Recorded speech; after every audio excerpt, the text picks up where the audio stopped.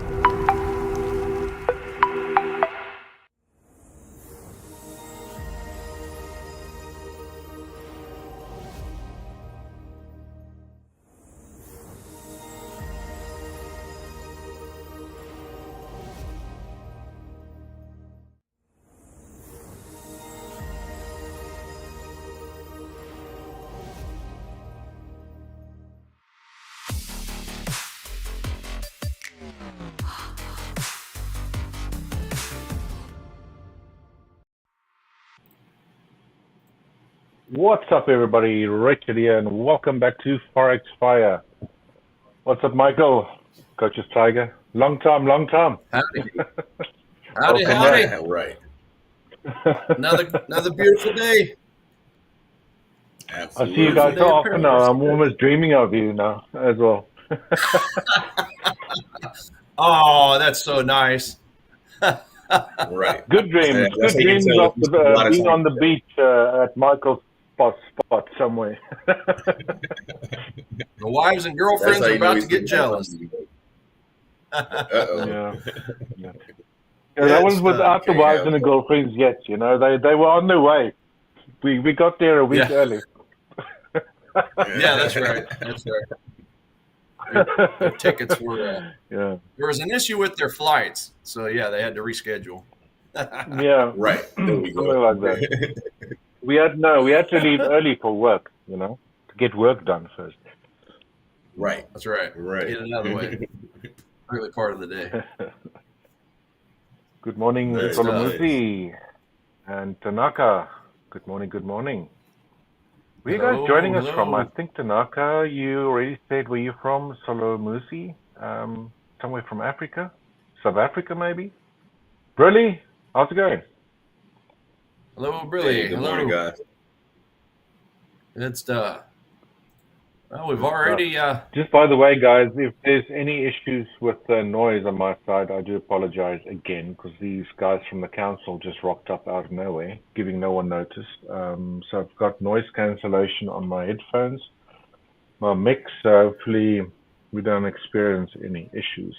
Otherwise, might have to cut me off again. I'll just sit here like a corpse listening to you guys. But awesome. no, Just to get that out of the way. Muzi, yeah, is she from South Africa? Recognize the name. Not recognize the Okay. name, but I thought so. Yeah, good stuff. Welcome. Really from Switzerland. Really? Thanks for joining. Oh, Good so stuff. Switzerland. I don't know if I told you guys or not. When I was in elementary school, growing up in Tennessee, we did a class project. I said this to one coach. I don't remember who it was, but we did a class project where we had to split up into groups, and I don't know how we had the access, but we ended up writing letters to dignitaries to countries throughout the world. So my group, we chose Switzerland. We chose Switzerland, and we ended up writing a letter to whomever.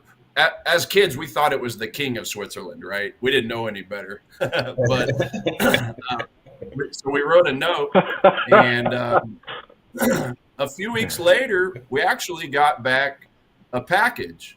So they sent us, whoever it was, I don't remember who it was, but they sent us back a package of like travel guides and a big box of Swiss chocolates. And it was the coolest thing as a kid getting that from the king of Switzerland or whomever it was. But no, and the chocolates were really good. So thanks to Brilly for whoever your leaders were at the time. This would have been early 1990s. But yeah, we were we were super happy to get a package back from overseas at that time. It was pretty good. Yeah, that's nice. That's awesome. Awesome story. We felt important. It kind of makes me think of one incident from mine. It wasn't had anything to do with Switzerland or anything, but it was more along the lines of just being really happy about it. One of my teachers, I'll never forget her name. It was Miss Solomon, and she was really cool because she used to wear, like, back in the day, these shoes. They were kind of expensive. They was called Hyperflights. And it was about $125 a pair at the time. Like, that was pretty expensive back then. And she, they were like royal blue, white, and gray. And it was basically our school's colors. And she would always bring us Krispy Kreme donuts. And we, like, as kids, we thought that was like the coolest thing, that this super cool lady, you know, who had these super cool shoes and was bringing us donuts from super cool donuts. Super happy about it. And then guess what happened to this lady, guys? She had such a big heart, and she was so nice. Guys, you won't believe it, but she hit the lottery and she quit. What? Oh, wow. Lucky, though. Hopefully a lot. Yeah. She hit the lottery.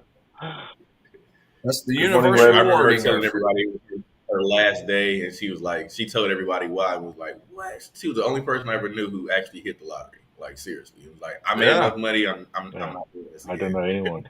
Well, the universe gave her some good vibes for buying the donuts, right? Exactly. Things like that. Exactly. Sounds like a great. No, that's great. Hopefully she did we only great got things. to, I think we had Dunkin' Donuts here in South Africa like a few years ago. It just didn't work. So they pulled. Oh, really? I think they lasted like a year or two, and then. Well, that's because they didn't put Krispy Kreme in. Krispy Kremes are the best. And cream. Yeah, they're doing really well. They had all our fuel stations, for example, in the convenience section. Like in every single mall you can go into and stuff as well. And they're quite tasty, I must say. Kids love them. But they're doing well. It's like weird how one brand works well and then the other doesn't, especially if it, goes to a different country. I'm not sure if it's their marketing or the taste or whatever the case might be, but it's pretty interesting how that stuff works or doesn't work. Sometimes U.S. brands work, sometimes they don't. Yeah, you never know until you just jump in. You can do all the market research you want, but until you just jump in there and give it a whirl, you don't ever truly know. But exactly. Yeah, that's insane. That's guys, as you've seen there in the chat to all our viewers, we are giving away another $5,000 challenge account for free today during this session. So to enter, please subscribe to our YouTube and Instagram handles of both Hola Prime TV and Hola Prime Global accounts. Keep on commenting during this live session and make sure that your email is YouTube bio so we can contact you. That's really, really important so we can actually reach you and give you that account details to get you all set up with your winning 5K challenge account. Again, winners will be selected live, and they will be selected based on the persons in the chat that has followed those 3 steps over there. Now, if you've won before, unfortunately you won't win again. We're trying to give prizes to someone who's not won just to keep things fair. So please do stay tuned till the end. We'll let you know when we're going to announce the winner. Again, the winner will be announced based on who followed those steps. So If you haven't won yet, just yet, let us know there in the chat. Tell us why you think you deserve to win today's prize. And we'll be picking, like I mentioned, a winner based on who followed those steps. Good luck. Good luck. Good luck. Yes, good luck. Yeah, who was it yesterday? Was it Moses that won yesterday, wasn't it? I think so, yeah. I believe he's not in the chat I yet. So hopefully forget. he got all set up. Again, if you're new to the chat here or new to our channel, thanks for joining.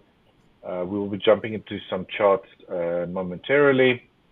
We're just trying to ease into things first, tell some stories before we get serious and hopefully trade as well. We'll see how things go today.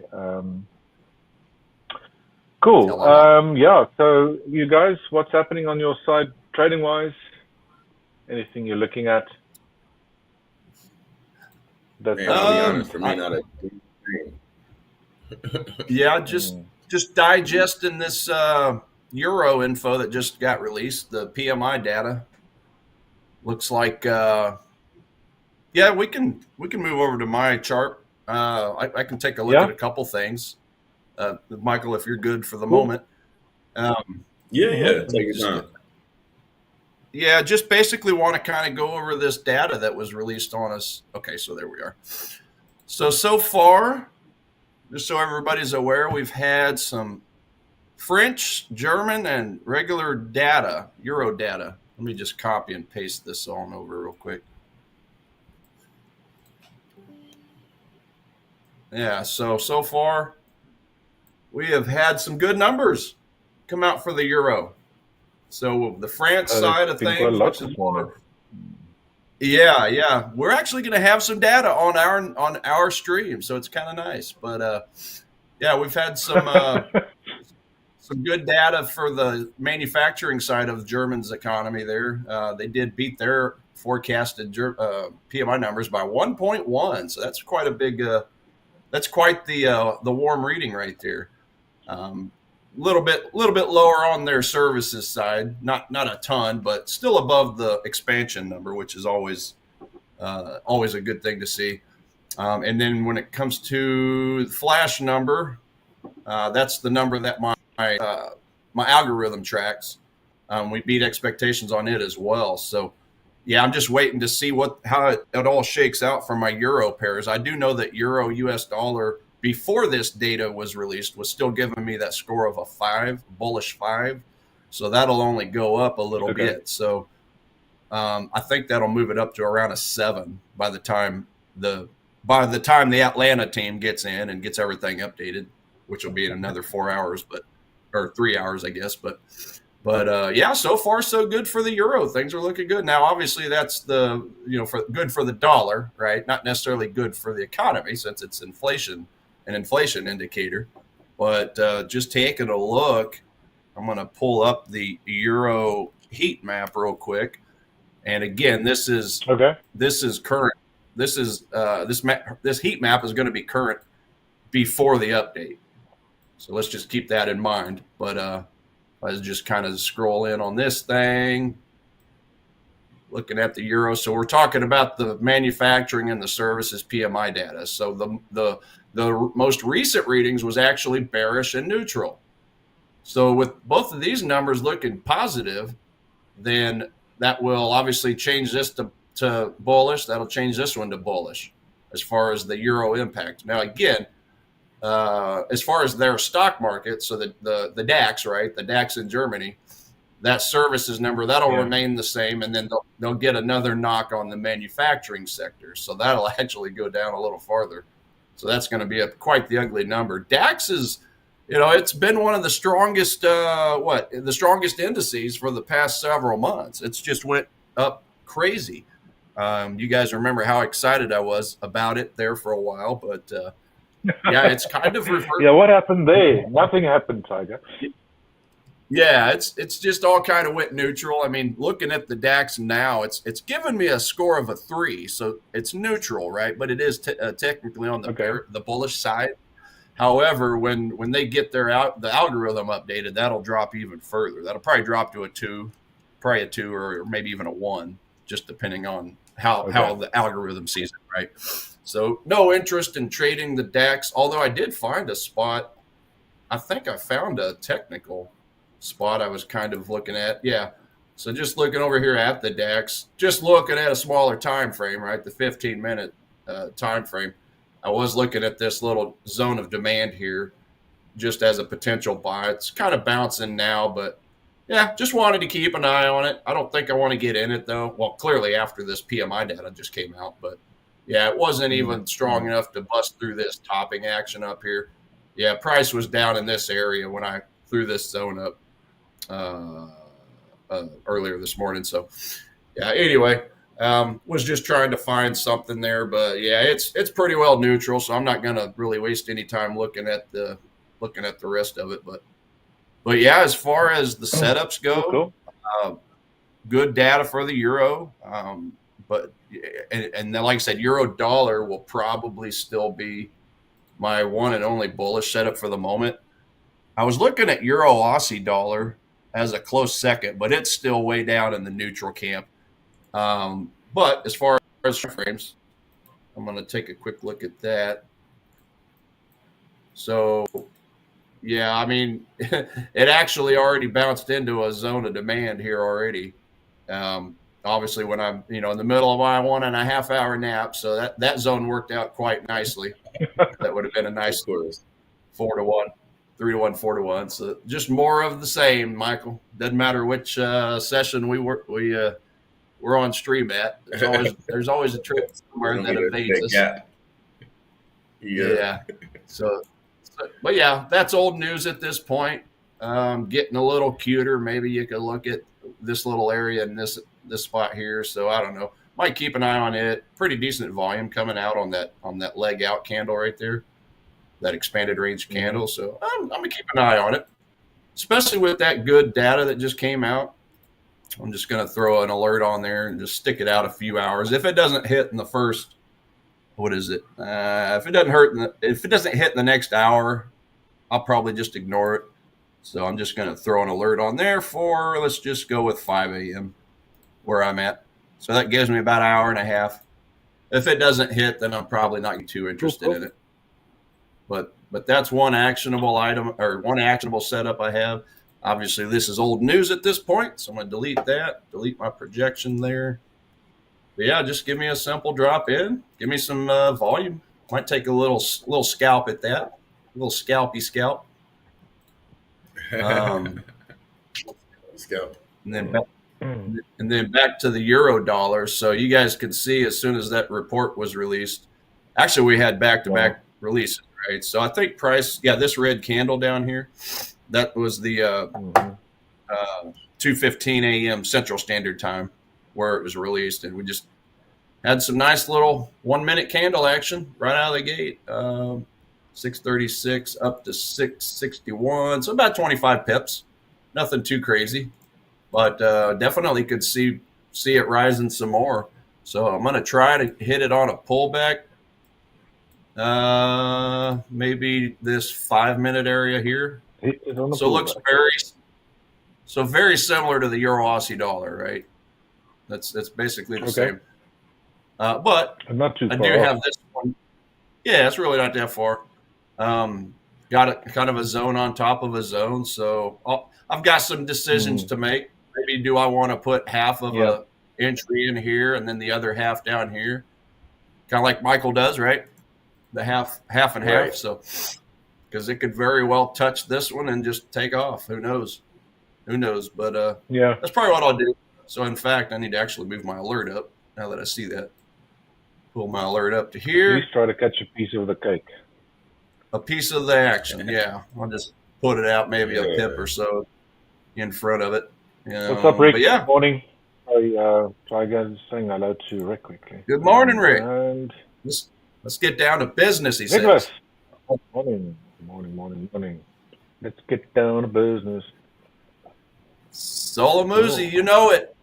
Edge Finder in the building. Man, I live and die by it. It's good stuff. Keeps me on. It keeps me charted in the right direction. Let's just say higher 30,000 foot. So yes, sir. Oh, and I got some news on that, by the way, Michael. I want to talk to you after the stream. Got some secrets to Okay. tell. Sweet. Tiger, while you're there on that chart, we got another question here from Solomuzi. Coach Yeah. Tiger, with now having two zones, which one or what's going to help you make a decision since you got two zones? So Yeah. either the upper, the lower, or Mm-hmm. yeah, choices, huh?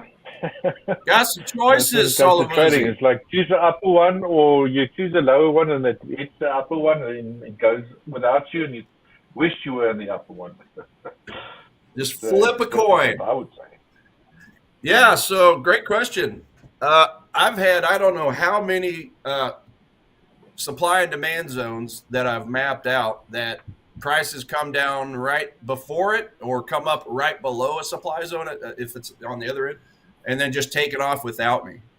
So just missed out on trades that would Yeah. have been a good profitable trade. So yeah, I'm kind of changing things around. This is where we have to adapt, right? I'm having to adapt because I'm missing out on a lot of them. So yeah, I'm just basically looking for some zones a little higher up, or maybe even kind of like Michael does.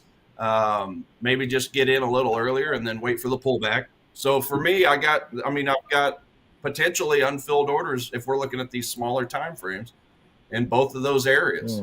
We had some pretty good volume on that candle right there, that exit candle, as can be seen here. Now again, that's tick volume, so that's action. Think of this as action.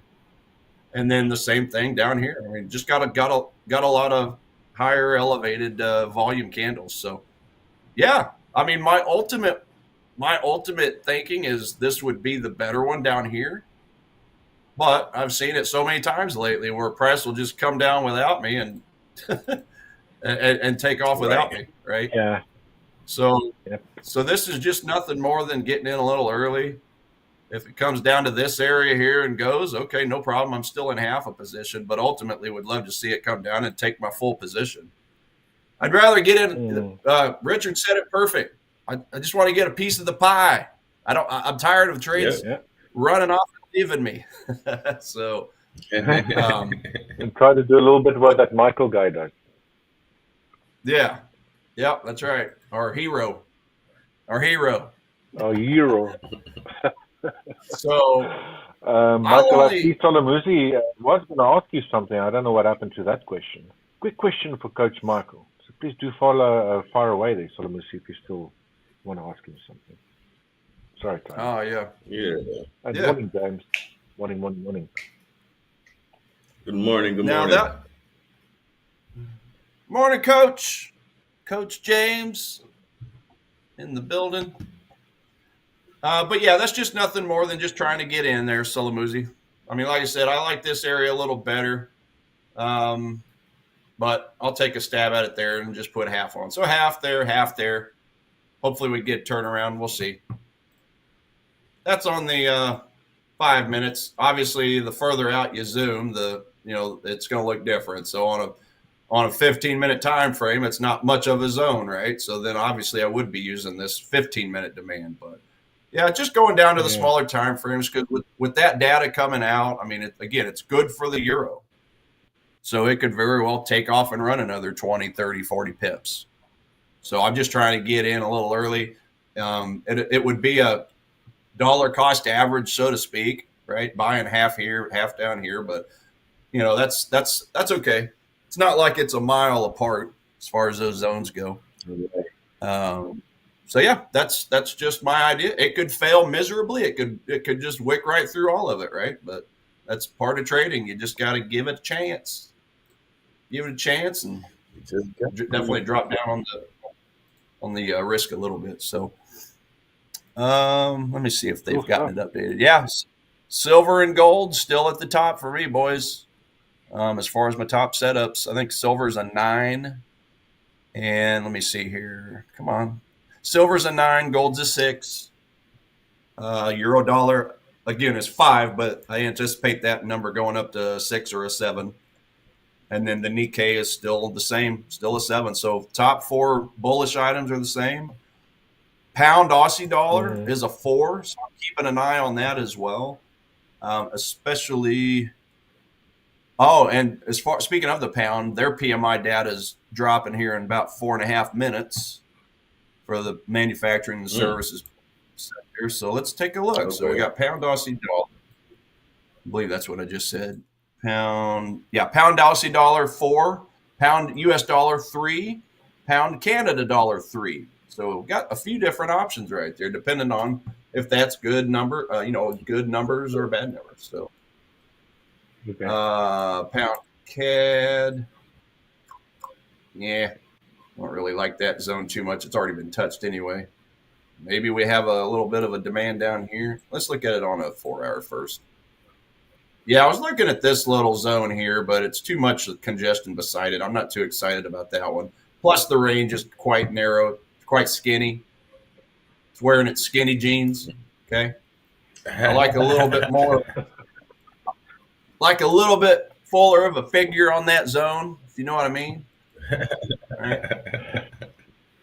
No, I don't know what you mean. Please tell us. Oh, yeah. What about the size of the size of the zone there?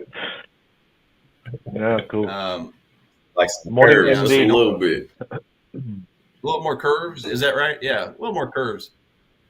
Basically, curves on the zone. And then as far as the pound to Aussie dollar, which is the closest to a bullish sentiment, a lot of congestion, a lot of wicks. I don't think I'm too excited about this area. I think the best thing I've got is a 2.0829 zone down here. I think that's pretty well the same one. I think I mapped it out yesterday when price was up in this area somewhere. But yeah, just kind of waiting on that one there. Waiting on that price point. It's a long ways away. It's about a good 60, 70 pips, but is what it is. I could go down to some smaller zones in this area, but I think it's just too wicky for the type of way I trade. So I don't want to push it. Yeah, that's a lot of hesitation throughout here. It's a trending up a little pullback, trying to curl around, but it's just too much hesitation for my taste. Maybe this area right here, but it's not a very clean looking demand zone. And plus the volume ain't the greatest. The better volume was actually these candles here, but again, that was confusion. Because with volume like that, I would have loved to have seen the price action do like what it did here. But it didn't do that here. It did it back here. So that's just one big confusing candle. You got a pretty close zone here, but again, it bounced into a higher time frame zone. We're only looking at 5 minutes, but still, look at the move down from there. Right? It's a pretty strong move. Turn off my order block tool. You'll see it's a green candle, right? The last green candle up before price moved down. Yeah, it's bouncing through it now. Not really. Yeah, just not interested. I'm trying to square a circle with a square peg, right? I'm not interested in that. So just ultimately, that further down zone I think is probably going to be my favorite. Yeah, and then obviously even longer time frame. I got a better zone down here, but not even that great because again, there's a lot of retail congestion to the left. So I don't know. I don't really think I just don't think I like pound Aussie at the moment. Right. But yeah, back to the pound dollar. Back to the pound dollar idea. I mean, if you look at it, it's technically in the middle of a daily doji demand zone. If you're looking at that, price was not even really strong to close above that top there, so I don't really give it a ton of credence. Not only that, but it didn't really have a good zone. I just didn't.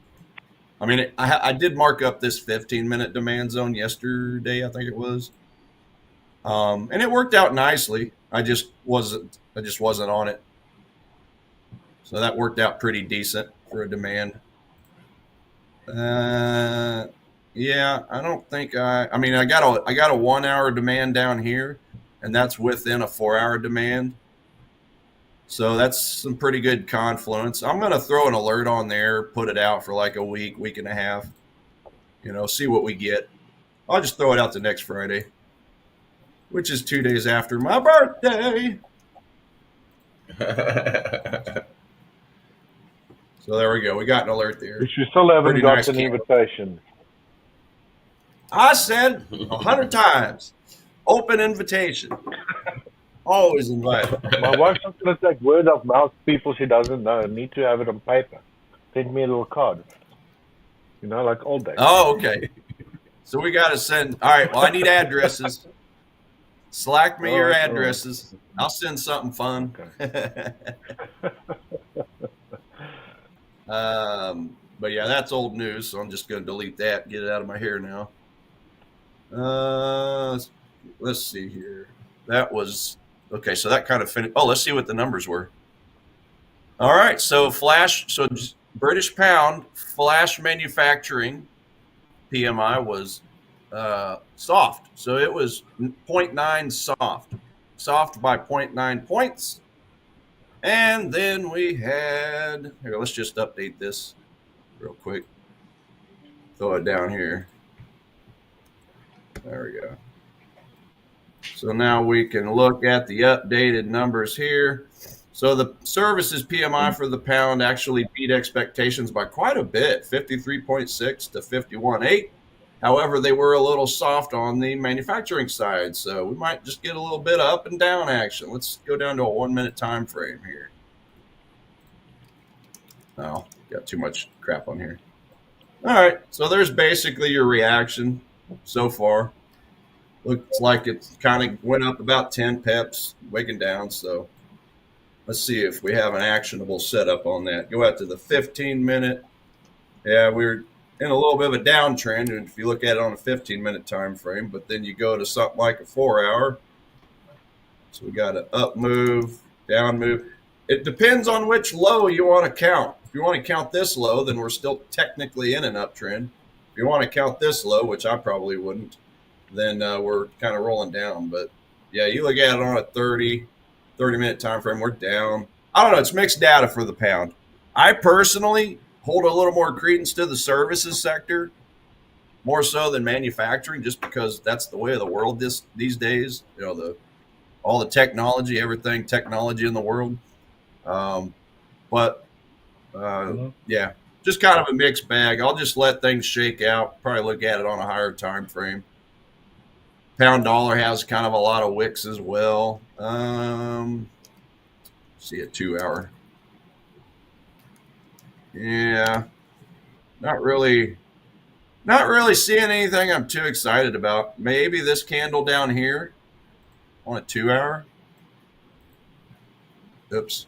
Let's go back. Okay, so maybe. Oh, damn it. Delete that. Yeah, so maybe this 2-hour candle here, possibly. A little further long term. But I like the volume coming out of that. A little bit of a volume spike we had. Not really getting a fair value gap. So that's one knock on this zone. And then price kind of hesitated about 20 pips above it. So, yeah, I'm basically stretching it here again. So I don't really see anything at the moment on those time frames. Daily, it's just kind of all went sideways in quite a big range. That's definitely a little bit of a hesitation area there. So a little bit of a chop, back in the past. Yeah, probably the most extreme would be this 4-hour down here. But yeah, I'm not. And now once price breaks this downward trend, this downtrend line, maybe something like this. Give me a close up here and then come down. Maybe this red candle might turn into a demand zone. Then maybe we could take a buy off of that. Messed that up. Yeah, something like this. Tiger, just quickly a question from one of our viewers there, Palamusi. Yeah. Coach Tiger, Yeah. I see you also have a system on your chart, and I'm wondering how it helped you make your decision, because I've seen that you have been analyzing, but I haven't seen you use your MACD. If I'm not mistaken, I think it's a MACD and RSI. So, Coach, how do they help in decision making, and what things are you looking for before entering the trade? Yeah, great question. So I don't really use MACD. I use RSI. MACD is a great RSI, tool. right. I just have a little bit better of an eye for RSI, I think. I use RSI for divergences. So let me try to find you a good example here. And it's not the end all be all, just like all these things I use. They're just odds enhancers, right? But like if I'm taking a look at this price action here, obviously we've been in a downtrend, right? So one thing I like to see if I'm considering buying this market, on maybe a higher time frame, because on the higher time frame it is kind of, let's see, we made a little bit. This barely qualifies as a higher high, as far as higher than that. But let's just say I'm trying to buy this market. I'm not saying I am or I ain't, but I just like to go down to the smaller time frames and see if I can get my RSI to get a little bit of a divergence. So that's the RSI by itself. Okay, here's a good example. So just making higher lows on the RSI, right? So if I go back, I've got downward trending price action with a slightly uptrending RSI. So it's basically diverging. So when that happens, that just means the strength of the price movement's kind of trying to tail back the other way. So yeah, just more so a reversal tool, I guess you could say. Now I do it on the smaller time frames because I'm looking for a counter trend on the way into my zone, whether that's demand or supply. On the higher time frame, I want to be trading with the trend. But when I get down to the smaller time frames, the actual execution time frames, then that's where I do want to see a temporary counter trend, because it has to come back to me, right? It has to come to my zone so that I can buy it to take it the opposite way. So yeah, that's it. I just like to see that. It's not the end all be all, but it does make a little more sense on. It kind of helps me filter, put it that way. It's a filter. So if it's a zone that I'm in the middle of trying to decide if I feel it's strong enough, okay, what's the RSI doing? Is it trying to give me a divergence or is it converging? Right. So yeah, it's very similar to MACD. I like RSI better. I've used MACD in the past a little bit. Heck, I used to use the CCI, the Commodity Channel Index indicator.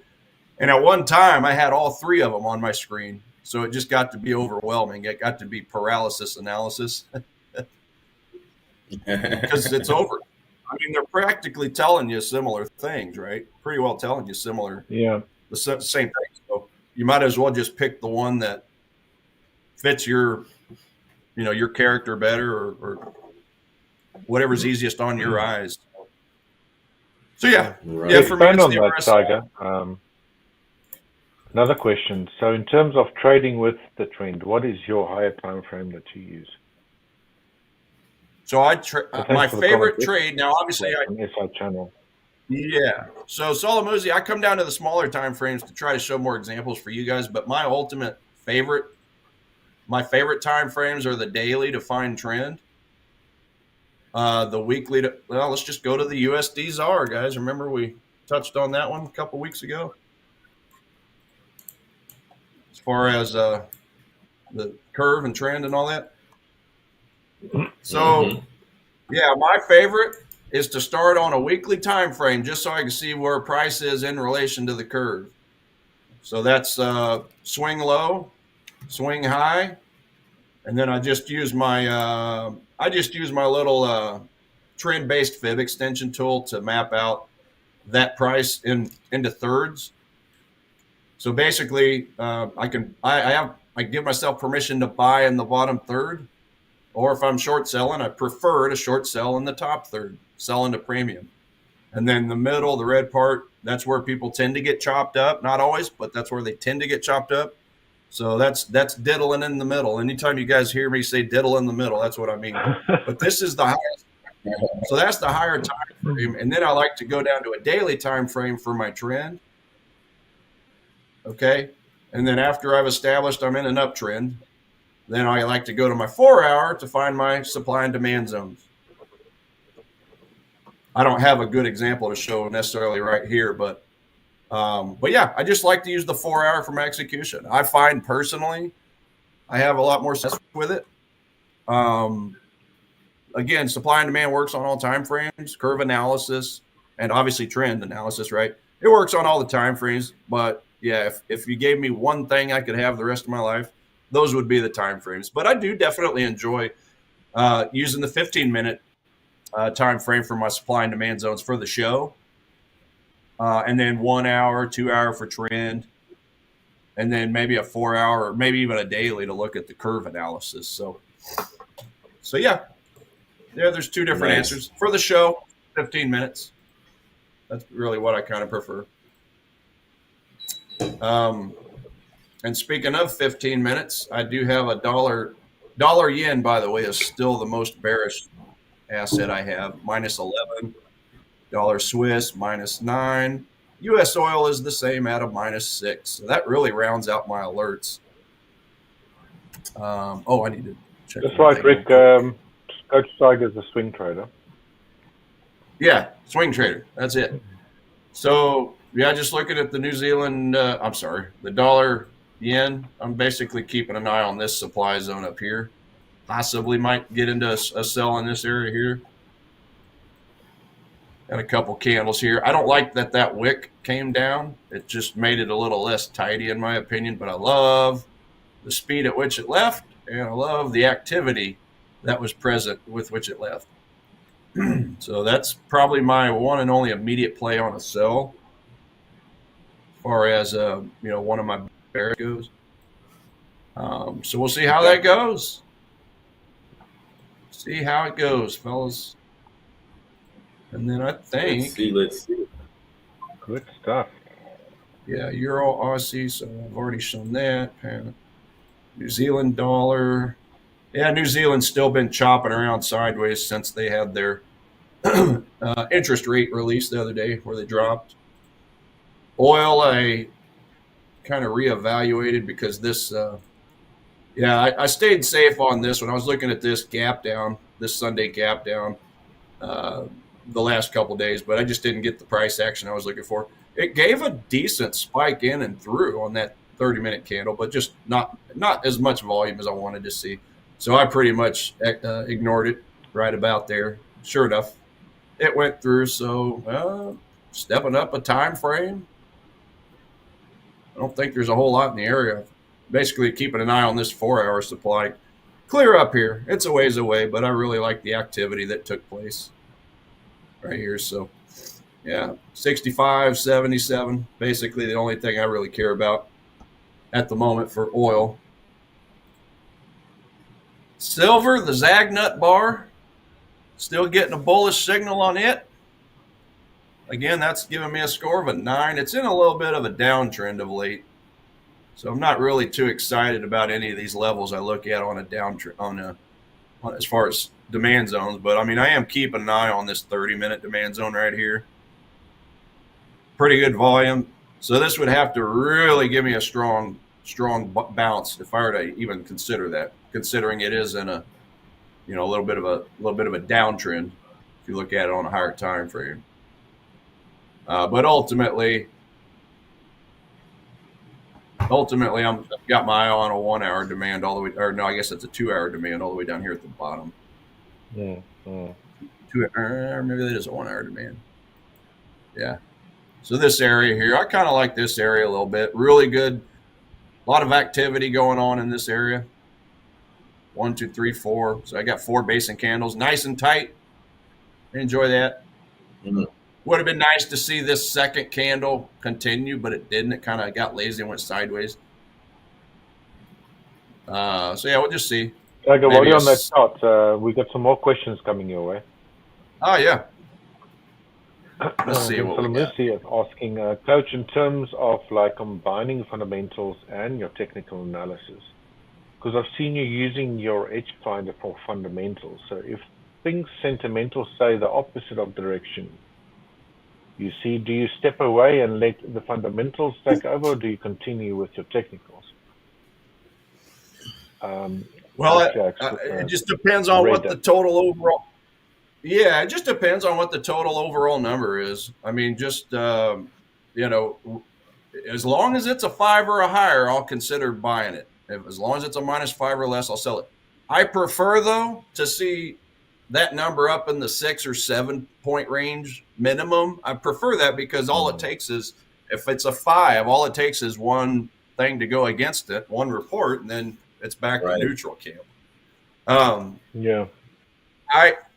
So none of them on their own are the end all be all, but I really like to try to stay on the side of the banks and the institutions, the big banks and the institutions.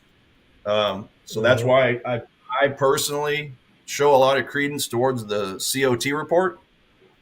But I've had times where the COT report says one thing and the fundamentals tell a completely different story. So, it just kind of goes against it. Now, the banks, a lot of times they are positioned for the longer term, right? They're longer term buy and hold. Now, I look at the week-to-week numbers changes. That's what I prefer to look at. But if I see the fundamentals completely going against the grain of what the big banks are doing from week to week, then I'll still follow the fundamentals, because at the end of the day, what do they talk about on all the finance news shows? They're talking about the fundamentals. They're not talking about RSI. They're not talking about moving averages necessarily. They might talk about a 200 moving average here or there, but they're basically talking about the fundamental reports, all the economic data. So I personally, as a collective whole, prefer the fundamental data, really above all. But if I'm gridlocked, if I'm trying to find a trade on something that's giving me, bullish and bearish readings and just split down the middle, well, that's where I rely on technical analysis, because at the end of the day, I want to be on the side of the market. So follow that trend, right? Follow the trend until the bend in the end. So hopefully that helps. I think the fundamental, I'm really all about the fundamentals of it. I use the fundamentals and I use the sentiment as a collection to give me permission to get into a trade, and then I just simply use the chart to go time it. Just because I'm getting a very bullish or a very bearish score on something doesn't mean I'm just going to go out and smash the buy or the sell button. I still have to time it. That brings me to the next question, Saga, from Rick. He's asking, if I mark my resistance, for example, on a 4-hour time frame, can I just switch to the 5-minute time frame to wait and see how the price reacts before entry? Absolutely. I can answer that as well. Yeah, generally, traders will typically have a parent chart, as they would call it, or a higher time frame chart. And I actually don't know why it's switched to my screen right now. But we can explain that maybe from this chart. Let's just quickly do that. Go right ahead. You can see here on this chart, for example, it's just a chart of the UK 100, and I've been following the cycle or phase, as I call it, to the upside here. I use market geometry, a little bit of Elliott wave analysis, pattern analysis, combine all of those different types of methodologies together to try to figure where I am within a phase. Am I bullish? Am I bearish? During, let's say, the long term, I'm still bullish on the FTSE, for example, or the UK 100, same thing. But when price, for example, hits an area where I expect resistance to step in, like previously when this occurred, expected resistance to step in, then I can drill down to a smaller time frame. So the analysis is performed on a higher time frame, which I call my parent chart or my analysis chart. And then a lot of traders will then switch to a smaller time frame to fine tune their entry. Because obviously, let's have a look at, this is actually a better example over here. Because this is something I did live with these guys here in this show, where I thought we were dealing with what we call an expanding triangle. And this actual channel that's sloping to the upside here was actually here before price actually hit that lower line. Right, so you can see how it stepped in as support again. But overall, my analysis was bullish, right? So analysis performed on a higher time frame. In this case, it's a 1 hour. I actually think I did this on a 4 hour, but anyway, it's a higher time frame. Now, I didn't take this trade here, but I did sort of identify this zone, which I left here on my chart prior to price actually reaching it. So let's say, for example, I wanted to get into a trade. I would typically go to a 5-minute time frame. So wait for price first to hit that area I identified, and that I identified using a higher time frame, and then draw to a 5-minute time frame to see, are we getting some sort of reaction from that area? If I had to, let's say, wait on a 4-hour time frame and not switch to a 5-minute time frame, price might have been here already before I decided to get in. Where on a smaller time frame, if I was confident enough of my analysis that I performed on a higher time frame, I could have probably got it in down here already. Right? There's different techniques you could use to get in. I like using fair value gaps, inverted fair value gaps. There's traders that can use like bullish engulfing candles, for example. You can see there was a lot of wick here after price dipped into that zone, also that lower channel line. And all of this happened on the 5-minute time frame. So obviously things will start happening on a smaller time frame sooner than on the higher time frame. But it really allows you to zoom into price action and trying to get into a trade a little bit earlier than, for example, waiting for the time frame to give you confirmation on that the time frame that you used your analysis on. That's just me. I do know that Tiger, I believe you use a smaller time frame. Was it 15-minute or something? Yeah. Yeah. Michael does his analysis from a 4-hour. I believe he uses a 30 to get in, or 1 hour. So when it comes to setting target, which comes to your next question, right? Because my analysis was done on the higher time frame, I'll very likely set my targets using the higher time frame. So the 5-minute time frame was just used to get into the trade, to fine-tune entry, trying to get in, for me at least, as low as possible into a trade, right? Because this obviously is a 5, 10, 15, 20, that's a 30-minute candle, right? Let's say you use an hour, then is it 1, 2, 3, 4, 5, 6, 7, 8, 9, 10, 11, 12, whatever the case might be. If you use an hour candle or a 4-hour candle, by the time it closed, the price would have been all the way up here. Now you have to go place your stop much wider than you wanted. But if you had the confidence to get into this, you've done analysis previously on the higher time frame, price hits that area, smaller time frame, get in, fine-tune your entry. In this case, you're actually reducing your stop loss distance and maximizing your profit potential. Right, but that's just me. That's how I like to do it. All right. Yeah. Yeah. No, I agree. I even though I typically prefer the higher time frames, no, I still come down to 15 minutes to make sure I get that bullish engulfing or that bearish engulfing look to it. Something with a wick, something with a tail, something with some volume. So, yeah, on the higher time frames, give me a good reversal signal on a 15-minute time frame. And I'll even go down clear to a 1-minute or a 5-minute just to see if I can see the footprints left behind by some institutional action, right? They're the ones that are moving price. Yeah. So you can typically see it on a 1-minute, 5-minute. You can see the big volume spikes. There's that they lead. So many different entry techniques. Like, for example, volume, it would have been interesting to see what happens with volume here. Does it sort of spike and then sort of divert from what price is doing? Was volume, for example, decreasing as price gets into this, and then all of a sudden spiking as price got out of it? Just another overlay that can be used to, gain that confidence that price is actually getting ready to reverse. One I use, for example, is look how price sort of got in here. It respected these levels. Again, identify these zones beforehand. It wasn't done after the fact, right? So we wait for price, you be patient, and if price hits it, look at the smaller time frame. We're starting getting these wicks. Price is testing it, rejecting, and all of a sudden, out of it, we get this bullish fair value gap. right? That form between this green candle, the second long range candle, and the third one. And that's typically also a really good indication that price is getting ready to reverse in the opposite direction, right? We also had a little bit of a gap here. Price also filled that gap, pulled back right into that fair value gap, which I typically use as trade entry locations, right? So it sort of confirms that price wants to go into that direction you want to trade. Before the term fair value gap, back in the days when I started trading and learned from some of my mentors, they called it acceleration gaps.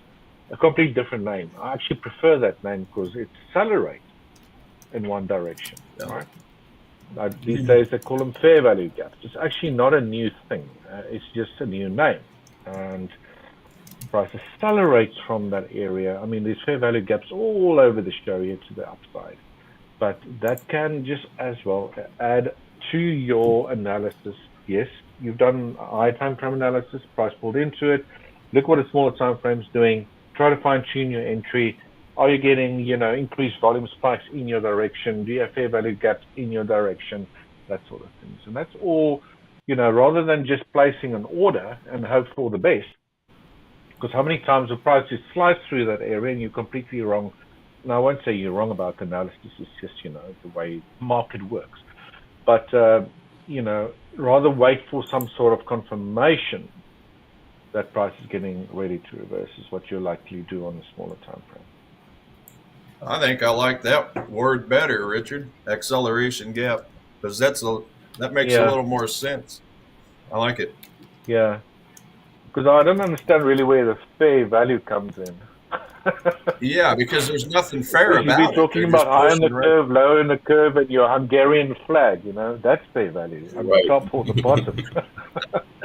Right. Not during a gap. Yeah, so, I don't know. I might step on some people's toes here, but I've got no clue what fair value gap actually really refers to. No, to me that makes perfect sense. Exactly how you explained it. Because it's accelerating. Right. If it weren't accelerating, you wouldn't have the gap. Accelerating, yeah. Exactly. Yeah. No, that's exactly. That's pretty good. Guys, we've got news in 3 minutes' time. Tiger, I think I've got another question to quickly deal with here. Again, from Solomusi. Coach, I see that you are using trend lines to approach the markets. So there's really an issue identifying a fake breakout when it comes to me. So if you were to get maybe a bullish engulfing while on a breakout, what's your reaction to that? Yeah, I'm using trend lines. Not really trend lines. I'm using more your channels as well as pitchforks. So I'm using market geometry and generally use different angles of attack, if you want to call it that. You wait for confluence areas, identify these zones that I've just shown you here, for example, combine that with a framework of Elliott wave analysis or phase analysis, whatever the case might be. And then, like I mentioned here, combine that with probably what we will call smart money techniques like fair value gaps, which I'm now going to call acceleration gaps, and that sort of stuff. And use that as my entry confirmation, if that makes sense. If I didn't explain that according to what you were asking, let me know. Then I'll definitely get back to that in a little while. We've got about a minute before news starts. If there's any more questions, please let us know. Again, guys, smash that like button if you're enjoying the setup. And again, if you're new to this channel, we are giving away a 5K challenge account a little bit later on to a lucky winner. We've been handing them out like hotcakes. A lot of the guys in the chat here actually won before. But if you haven't won before, please make sure that you follow the following steps. It might appear on your screen right now. You need to subscribe to both Hola Prime TV and Hola Prime Global YouTube channels, as well as our Instagram handles. Keep commenting during the sessions. And step number 3 is please make sure that you link your email address to your YouTube bio so we can actually get hold of you guys with your account details. And we'll be picking a winner based on the person in the chat here today that has followed those steps. So our back end is actually watching who's followed those steps. Again, who hasn't won yet, but if you won before, you won't get a prize today or tomorrow for that matter, unless we do change that. So if you've not won before, you'd like to win today's 5K prize, follow the steps that's on the screen right now. And maybe today you'll be the lucky winner. Get you on. Salamusi, I think we'll just let you Yep. subscribe to the YouTube channels. That will probably be good enough. But it's very important that we get your email address. Don't prop it in the chat here because we don't give away private stuff.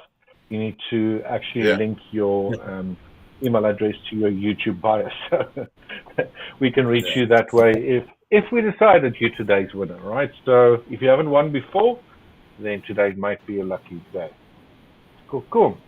It just might. All right. Guys, we'll Ready get back for to some some other news? questions slightly after the news. So over to you, Coach Tiger. All right. Sounds good.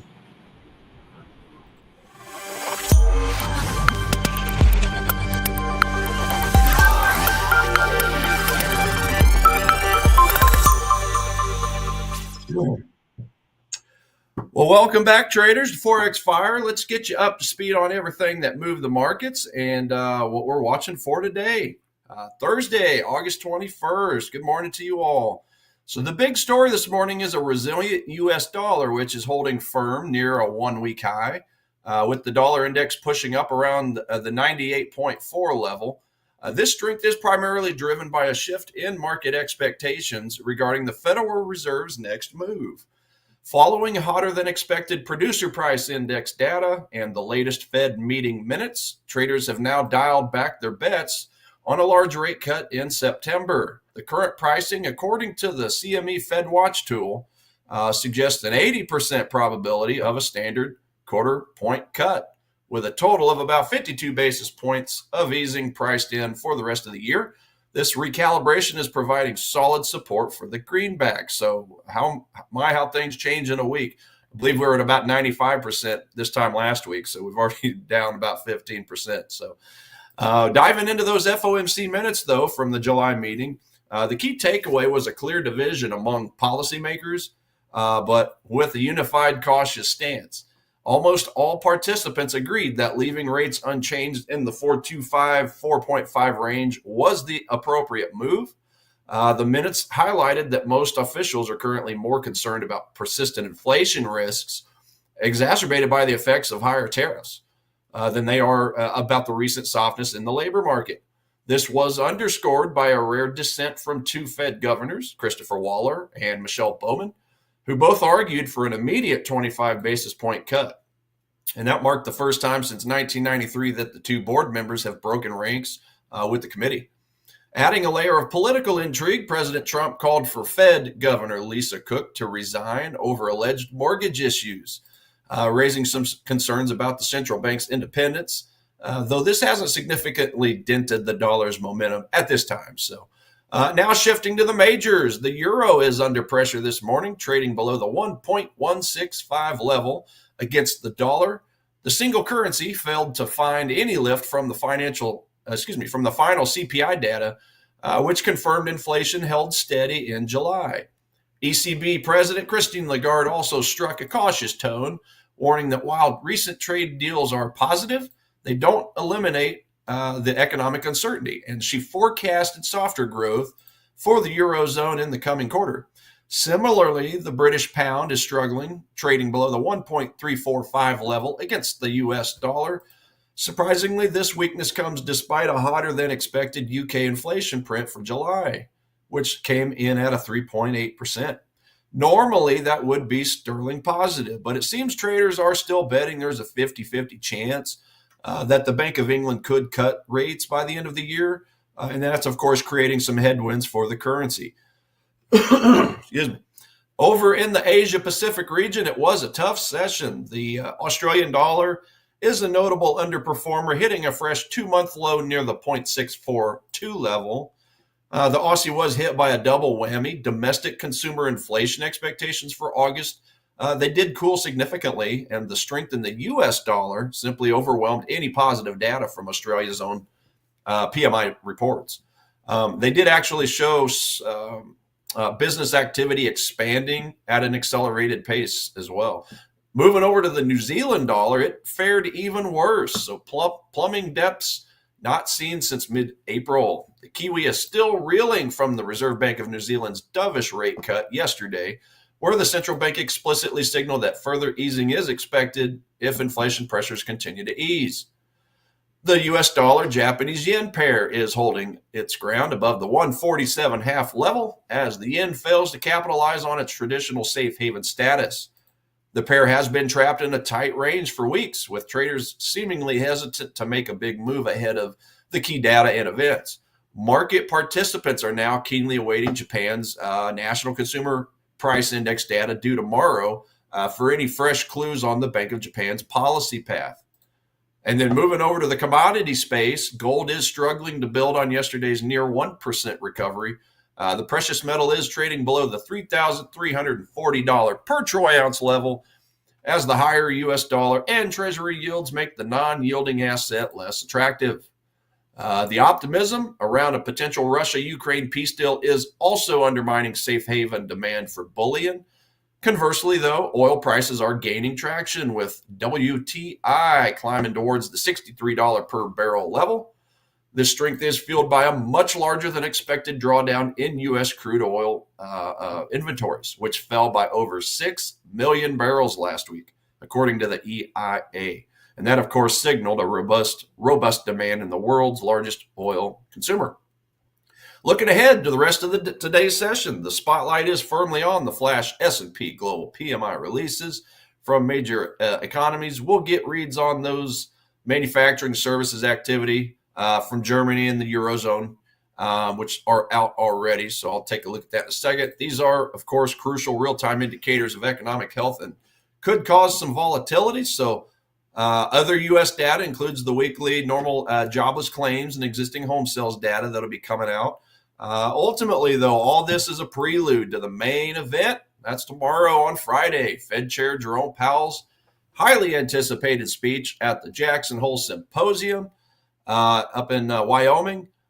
His comments, especially in the light of the recent mixed economic data and the divided Fed, will be scrutinized for every hint about the timing and pace of future rate cuts. Any surprise dovishness could undermine the dollar, while a hawkish hold could send it soaring. And just a fun fact to end, it's funded by the Kansas City Fed, that Jackson Hole Symposium. The Fed here in Kansas City, it's only about 15 minutes away from where I live. So pretty cool thing I thought I'd throw out there. But yeah, we've already had all the PMI data come out, looking pretty good for the euro, a little mixed for the British pound. And again, the dollar has unemployment claims, Philly Fed index coming out 15 minutes after our stream ends. That is 8:30 a.m. Central Standard Time, followed by the U.S. PMI data at 9:45 a.m. New York City time, Eastern Standard Time. So with that, that's a mouthful. We'll get back to you guys, jump into some more charts. Back to you guys.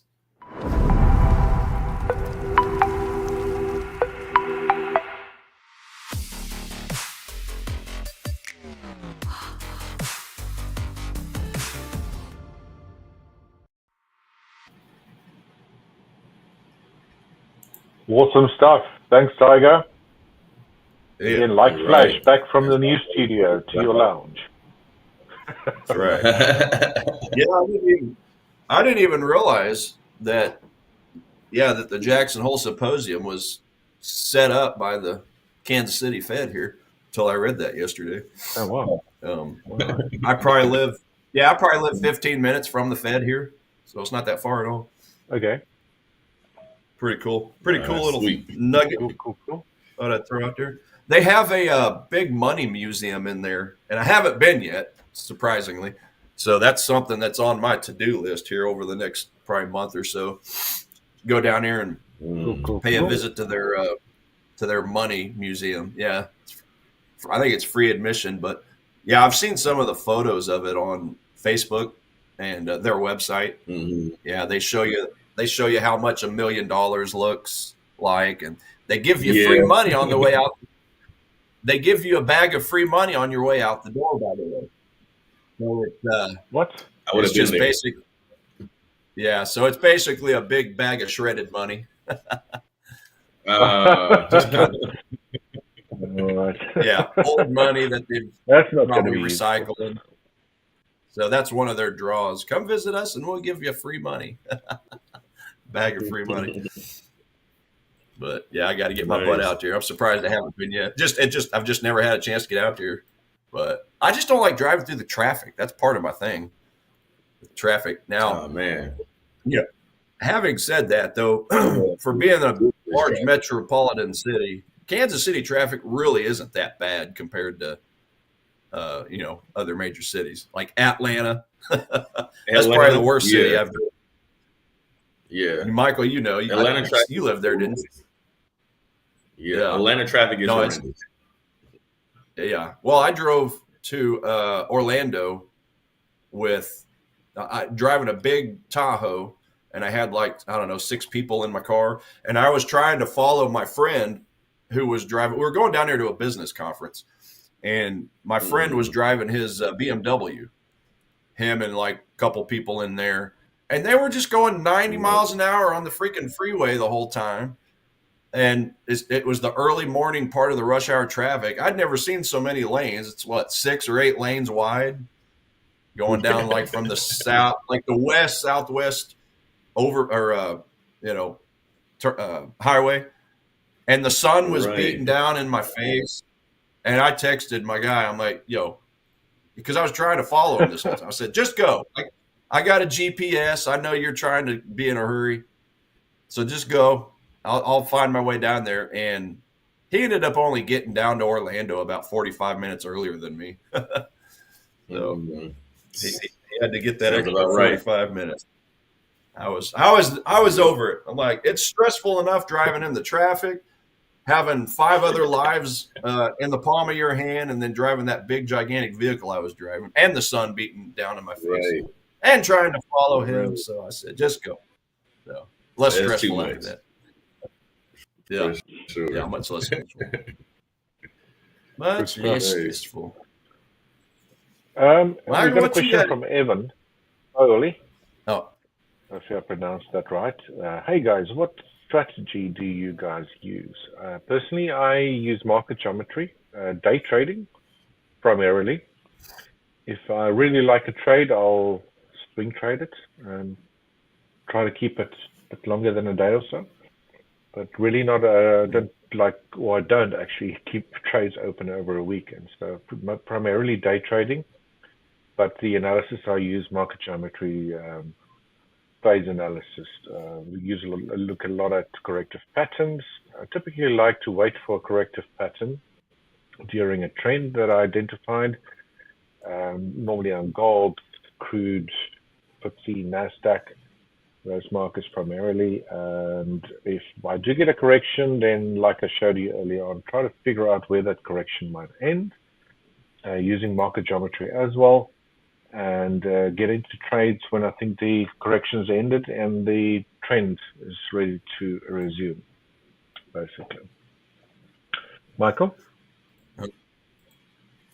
Yeah. So for me, Evan, I'm using what I would call the market maker strategy. It's in essence the cycle that typically the market makers will be running: 3 days up, 2.5 down, or something along those lines. Not trading peak highs, not trading peak lows, and just trading in that middle zone, which is level 1 and level 2 for me. I'm actually going to jump on and show a quick diagram here in a moment, just to kind of give a little bit more context. But yeah, that's what I'm trading. Some people might call it smart money concepts. Other people call it SCT. I forget there's so many acronyms for it. I forget. You can't keep up with it these days. ICT. Yeah, I really can't. Yeah. MMM, market maker method. It's like 15 names for this thing. I don't know. I know this is what I'm trading. One thing's for sure, it's not a new thing, right? It's just same old thing. It's been around for ages. Yeah. There's just new names and stuff people throw at it these days, trying to recycle it and then sell it off to people. Yeah. Exactly. That's it. That's exactly right. Regurgitated information. Exactly. Yeah, and then I trade supply and demand, Evan. That's what I trade: supply and demand zones. I look at the master pattern indicator, which is kind of a actionable way of looking at Wyckoff theory, accumulation distribution. much like what Coach Michael just said, market maker theory. So, I'm just looking to try to buy undervalue, sell overvalue. And I just kind of use those conjunctively to spot my price points. So that's the simplest technical explanation, I guess, of the way I trade. Yeah. Yeah. Cool. And then lastly, Moses joined us right now. Oh, yeah. Yeah, let's get my Morning, Moses. Moses, how's it Let's going? speak narrator. What's up, guys? What's up? Yeah, Solomon, was ICT in the circle trading techniques again, but they not a lot of those things aren't really new. ABC, ICT, whatever the acronyms are. Right. ABC, ICT, UFG, ABCDFG. MMT. That's it. You switch to Michael's chart, please. Yes, please. Por favor. So yeah, here's a quick, pretty much a quick example of what I'm trading, what I'm really looking at. This PL obviously is peak low. I'm trying to stay away from that peak low. And then that PH is peak high, of course. I'm staying away from that too. I'm only trading this middle zone part here, which is that level 1. I'm looking for one of my 8 setups here, and level 1, which would be that master trade or the money trade. Level 2, it will be typically some type of pattern off the 200 EMA, that is, whether that's some M type of structure or W. HB is for half a back. It's just like a slanted W or M, so to speak. And then, of course, HNS is that head and shoulders pattern off the 200. And then lastly is that level 2 money trade. So I'm only trading 2 levels within this cycle, and I'm staying away from the other parts. Kind of like, again, what Tiger mentioned is that accumulation, manipulation, distribution phase here, which I have something for that too. Let me see if I can find it really quick. Because that's really what it's all about. It's just being able to identify what we would say what level you're in, and then kind of staying away from the phases that you don't want to get chopped up in, right? Which pretty much looks something like this. Right, so around that 5 p.m. Eastern to 12, for me, that's that accumulation phase. I'm trying to stay out of that. Now, I will trade this zone if it's an Asia pair and it's set up perfectly, right? Like, that doesn't mean, like, I won't trade Asia at all. Now, I'll admit I'm not going to put my full position on this. It will always be at least a half because, it is the lowest liquidity session there is. So, I'm not trying to put a full position on it. But if, like, let's say something like any pair that has JPY, NZD, AUD in it, I will trade it if it sets up for one of my my setups there, right? But primarily, I'm not trading that zone or that area because I know that's accumulation phase. But sometimes what they will do is, though, they would do accumulation phase in another, let's say, time zone or a session, right? So they might do the accumulation in London and then do manipulation in New York and actually do distribution in Asia. Right, so it's not a set in stone type of thing, but I am looking for something like this in essence. So kind of staying away again from that accumulation phase where they're just collecting contracts and orders, building the books up on both sides before they push it away and start doing that manipulation phase where they really start tagging on traders, hitting those stops high, hitting them low, activating shorts, activating longs, before they finally pull off and say, all right, guys, we have got what we needed. Let's get them. And they just kind of push it away from you. It's 2 levels. Yeah. Right, so I'm only trading. Reminds me of Space Jam. Yep, hit them high, hit them high, hit them high. It was on Space Jam, right? Hit them low. I think so. Yeah, I've seen Space Jam like 1,000 times. Yeah, me too. Never gets old. Right. I don't know about LeBron's version, but it is what it is. Nah. I only saw that one once, and I think I fell asleep, to be totally honest. I'm never over it. Yeah. Just ain't the same.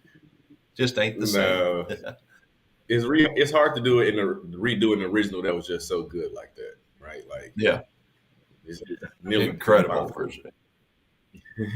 Can't beat the goat. But yeah, I'm trying to trade this once after that manipulation phase, that break, right? And then that retest to that same zone. So that's why you see that first arrow says enter here, which again, for me, that's that level 1. And then 2, this is your first opportunity to kind of get in, right? And then I'm looking for that second one too, where they will break that area and then retest that same zone. That's why that second arrow says or here, right? So that's really it. I'm only grabbing one of these 2 levels.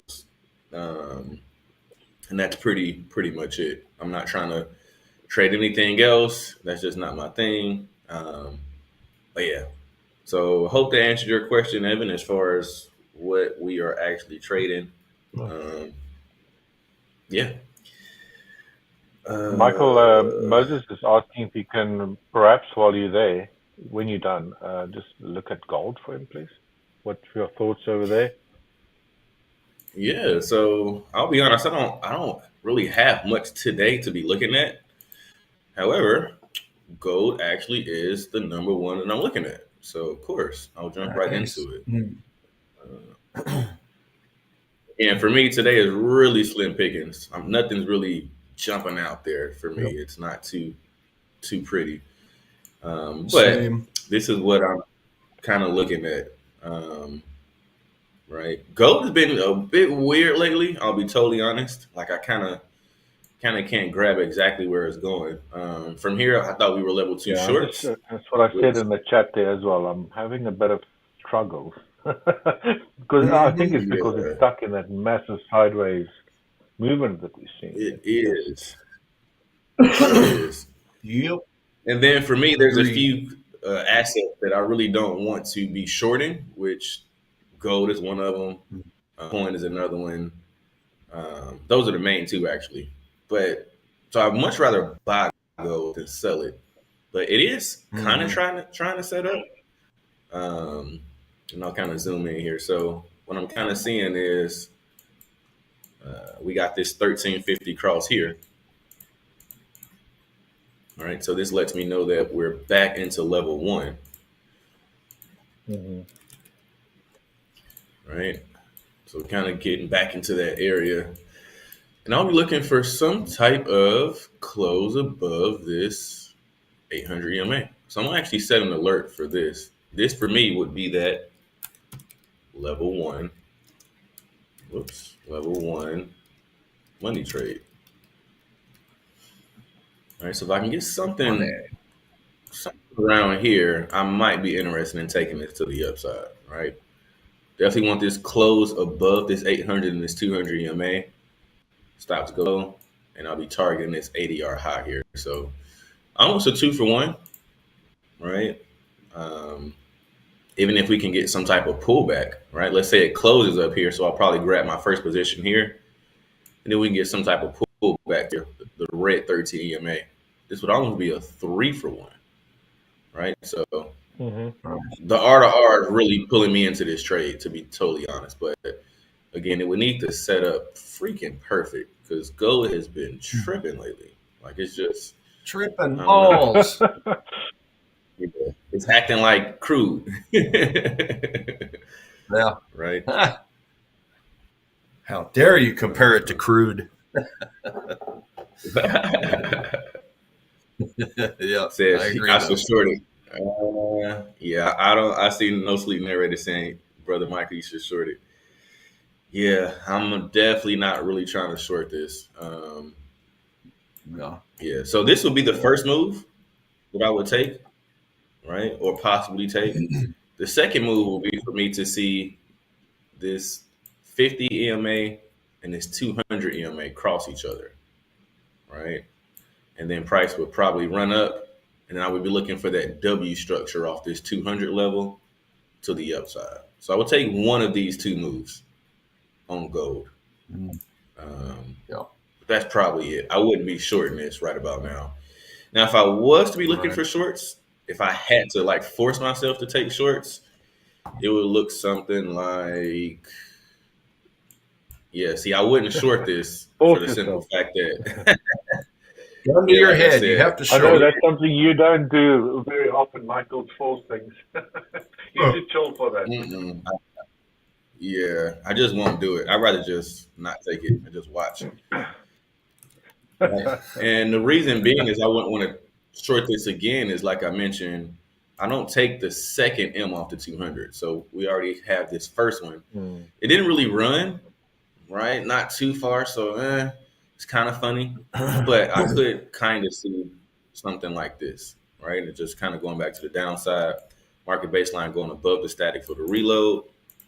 So maybe, I mean, I can see that happening, but even if it did happen, I'm not taking it. It's 100% chance I'm not taking this. Hmm. No. So if I did have to short it, it would, I mean, if I was looking for shorts, it would look something like this. But I personally wouldn't be taking this to the downside, right? And then we kind of again, the R to R doesn't even make sense. It was barely a 1-for-1, right? So if we scoot it down here, 1 for 115. That's just not my thing. So I wouldn't be shorting this at all. Um, yeah, if it does just go short, I would just end up missing it. Just not doing it for you. That's not it. No, I agree too. I agree too. I couldn't short something when the fundamentals are so strong. Be tough to do that. Yeah, exactly. Yeah. Exactly. So maybe we can get something like this. Again, I'll like I said, I'll buy this. I might be interested in it. Which this might set up. Like this might set up today. Like who knows? But Hmm. we'll see. Moses, just a quick comment there from Moses, Michael. Moses suggesting that we have a platform for us to use to share our point of view and charts. Well, we've got Discord. That's what it's there for, Moses. You're more than welcome to go share your charts there, your thoughts, whatever the case might be. I share charts or ideas on there on a daily basis. So if you haven't done so already, Back in. please go join our Discord channel and go and post charts there, Moses. We really, really encourage everyone to go and actually do that. So it's already there for that. Yeah. Yeah, perhaps back end, you could share a link to the Discord channel for Moses and anybody else on the chat that maybe doesn't know about the Discord link. We'll see if we can get you a link. Definitely, because all of us coaches are on there. Yeah. We're throwing chart of markups on and book references and all kinds of good stuff on there. You might have reach out to support there. They'll just use the right thread for that. If you can't find where you need to post, but go ask the questions there, and someone will respond as soon as possible. Yeah, absolutely. Let's see. It says Solomon says, Coach, I see you are a system trader, in my opinion. Example, EMA, RSI. So Coach explain what he looks for in RSI. Do you, Coach Michael, what do you look for?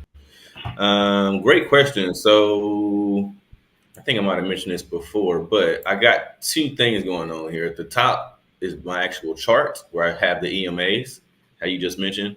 And at the bottom, I have here what is called a TDI. So I'll just scoot this up. The RSI line is pretty much price. So I don't like to see price do certain things, right? So like say in this example, I explained what I'll be looking for on the chart just now for price to come up and close above here. What I would also like to see on the RSI line with a TDI will be something like this. And let me change the color on this to make it a little bit easier to see. Is that like a color? So yeah, we want to see price kind of do something like this. Right, come on down here. Whoa, all right, I didn't mean to do that. It's a lot of changing the colors on here, so hang on. Settings, is it like some purplish, pinkish color, right? Maybe something like that. All right, then this last one, I want to see price do this, right? So yeah, I want to see the TDI do something like this at this point because I want to see the RSI line and the signal line dip below this yellow market baseline, right? First, because this is what will end up happening. And then once as price jumps up on this chart here, right, and then closes here, then I want to see this curve around like that. So in essence, the chart and the price, the chart and the TDI would agree with each other. But yeah, it depends on the setup, to be honest, of what I want to see the TDI do.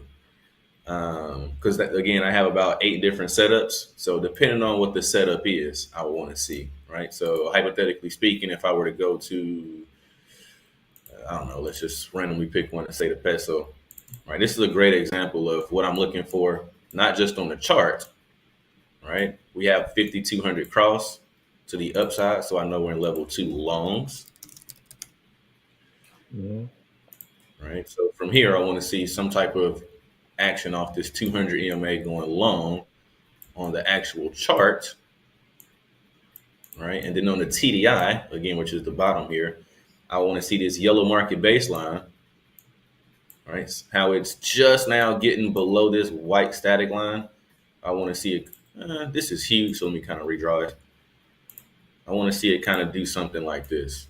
Right. Like just come down, make a motion like that, called the reload. This reload is where orders are activated to the short side, right? To the long side, rather. They're activating traders thinking it's going short, right? So they're putting away long. So for me, this is the W off the 200 or the half a bat off the, or the head and shoulders pattern off the 200. With this level 2 pattern, I have to see a reload on the TDI, right? So the market baseline is the most important on this setup, but yeah, each one of them, it kind of differs. Whether I'm looking at the trade, money trade, head and shoulders off the 200, whatever, out of those setups, each one has characteristics. So I want to see the T something a little bit. So hopefully that answers your question there. No sleep narrator says it's going to be an M. Let's see. Let's see. I could totally see it happen. No one knows what's actually going to happen on these charts. I'm just simply creating a plan if it does. If it does this, then I'll do this. If it doesn't do that, then I won't do anything. That's it. He's nuts. Right. Exactly. You got to create that if there you go, right? Because what will happen is if it does make the M, guess what? My edge has not presented itself, and I'm not going to take the trade. It's just at that point, it'll be gambling. I'll be thinking it's going to do something, but I won't be seeing it as going to do something with my backed up data. Right now, on the flip side, if it what I'm going to do, then my edge will be presented itself, and I'm trading. So that's how I like to look at it. So let me see. He doesn't. Michael doesn't scalp whatsoever. He uses different time frames, 1 hour and 4 hours. I'm right. Yeah. Exactly. And that is just a stop loss based on where price is currently. It might change, right? That's just an expectation of what might happen. I'm right, Michael. Yeah. Exactly. Exactly. Yeah.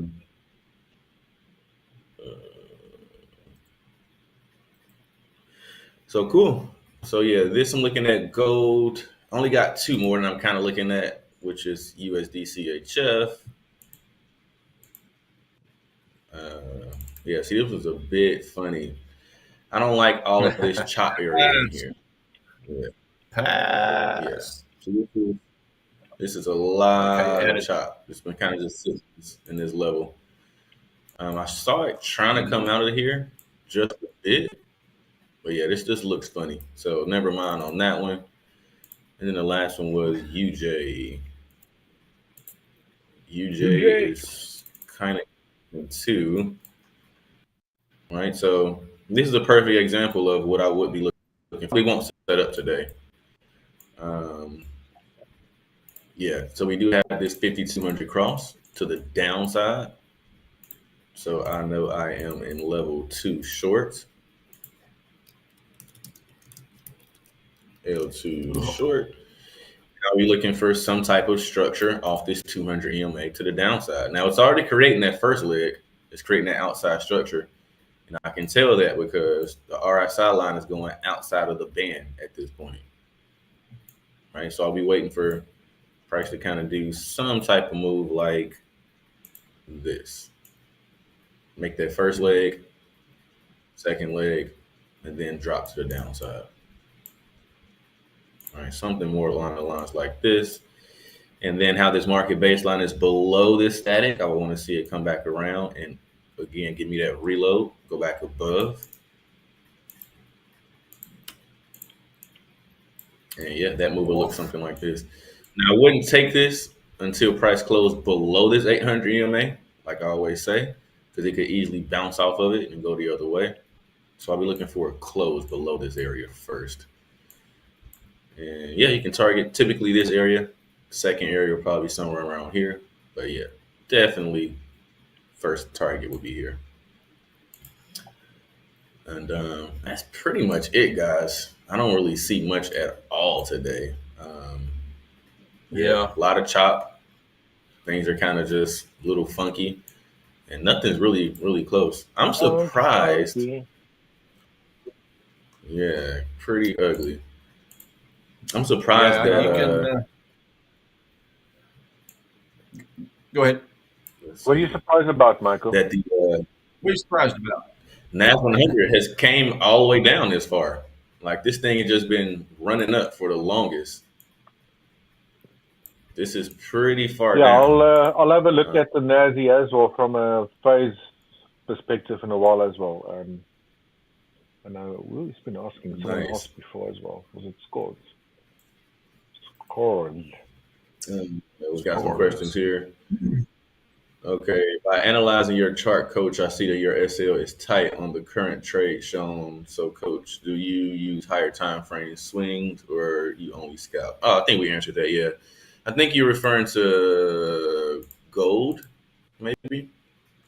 Yeah, that's the only one I kind of put this up. For me, I'm putting my stop always below the last swing, which will be right here.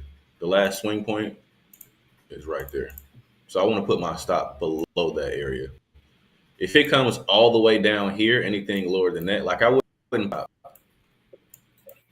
The swing point, let me unlock this. The other swing point will be all the way down, right? That's forever away. And at that point, you're risking $1 to make 67 cents. That's a hell no. So yeah, that's way too far away. Hell no, B. So you need to put your stop that far. I would just put it below the last swing. And again, this is just my approach. I wouldn't put my stop all the way down there. If it comes all the way down here, to me, it's not long still. It's going the other way at that point. What else is the next swing? Win, so I can put Coach Michael's fundamentals into practice, improve myself. Maybe you mean Tiger's fundamentals. These are my technicals. Yeah. Yeah. I'm taking this because Speaking of Michael, so I had Coach Tony on last night for the quiet market session, and I was just kind of talking about the W's and the M's and the half bats, and I was showing the chat some of that, and I was talking about your system and how you were having issues getting it put into a bot, and he said he could definitely take care of you on that. He's done that. He's got bots of his own stuff working, so he told me to tell you to get with him on that. So there you go. Okay. Well, there we go. Said, cool. He said get with him for sure. Especially organizing. Yeah, he said to find you on Slack. So get on the Slack and make it happen. Sweet. I've also got a few things that I would love to have programmed, but it's all to do with drawing. So I don't know how that would work to program something. I know it's possible, but yeah. Mhm. Maybe Michael, do yours first and see how it goes, and then I can reach out to Tony as well. It'll be Make awesome. you the guinea pig. But no, he's got his own bots Yeah. working, his own algorithms working Sweet. that says they're Sweet. doing really well. I think he Um, said one was like a 70-80% win rate. So, but I told him about yours, Oh just a man. little bit about some of the indicators, and he said, "Oh yeah, let me know. I'll get it fixed." He sounded matter of Right. fact. yeah, So he's a very smart guy. You can just see it by just yeah, looking at him. He's like, yeah, very very yeah, clued up. Great yeah. guy. He's at a very Um, high wavelength conversation wise for sure. let's get back to some Nice. questions. No sleep narrator. Are you a scalper, Richard? No, no, I don't scalp. I trade intraday though. As mentioned earlier, if a trade, I believe, is setting up in an area that might, last for a few days, I might swing trade it. Definitely not holding over a weekend. And it has to happen during the week, but generally in and out during the same day. Yeah, MacGyver. Right. cool. Nice. Nice.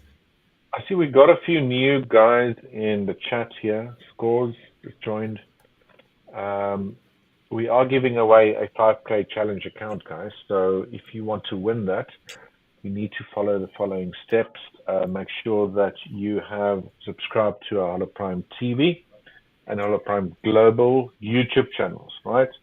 So that's for today's 5K challenge account. And by the way, it'll be a 25K one given away during the feature session as well. All right, so step one, subscribe to YouTube and Instagram handles and Hola Prime TV as well as Hola Prime Global. Keep on commenting during these live sessions. And guys, number three, very important, make sure that you link your email to your YouTube bio so we can actually reach you with account details.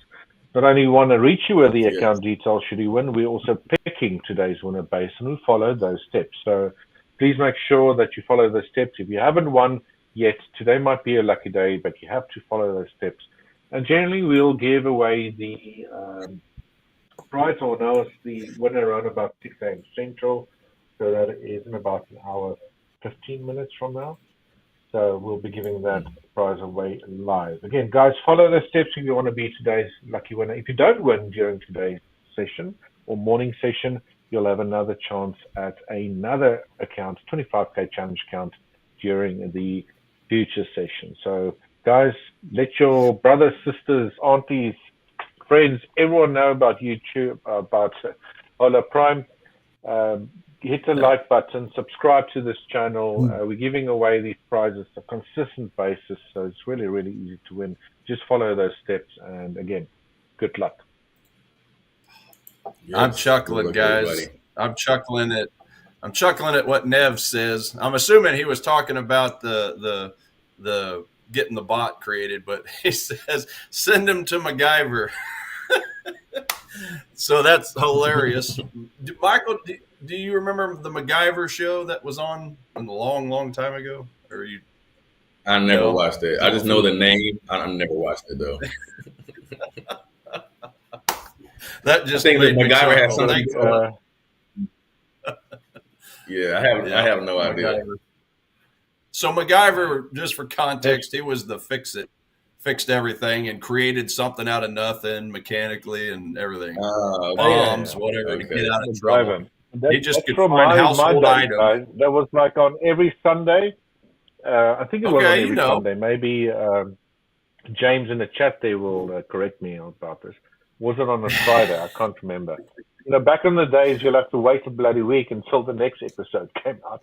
And we would generally get oh, it like, I would say, I don't know, a month, 2 months, 3 months, maybe even longer after it's already aired in the US to get the new episode. So, yeah, it was yeah, a great show. Loved MacGyver. You could yeah. escape from anywhere, I've make anything out of anything available. It was really, really cool. I'm gonna have to look up on YouTube Nev like says he's our some late scripts breakup or something. trader. Cool. yeah. I'm just Uh, laughing a We got minute. a question from Arcus FX. Maybe if you guys want to address that while you got your chart set there. Hey, coaches, how does one display the stop loss and a take profit on your chart? are you referring to this? Like this stop loss TP box? I'm assuming so. And that's your risk reward meter, right? Yeah. And also, when I'm you not actually sure if that's what do you're. a trade from the charts, once you enter the position, you can then go ahead and drag your stop loss and your take profit to wherever you want to, and you actually trade from the charts. Yeah, I mean, I you have usually to have your. You have to enter a trade to actually do that.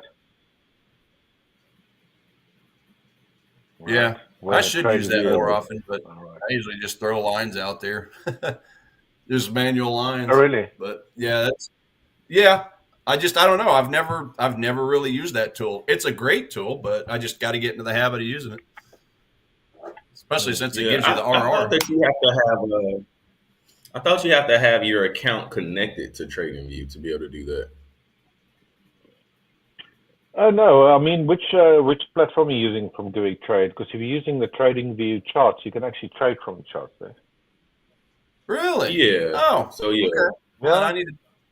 Yeah. That's cool. But I think you didn't know guys that. are Well, on C. Are you on C Trader or on DX Trader? DX Trader. or I. Yeah. Oh yeah, I didn't even Yeah. know. I didn't even know you could do that. I'm also on DX Trader.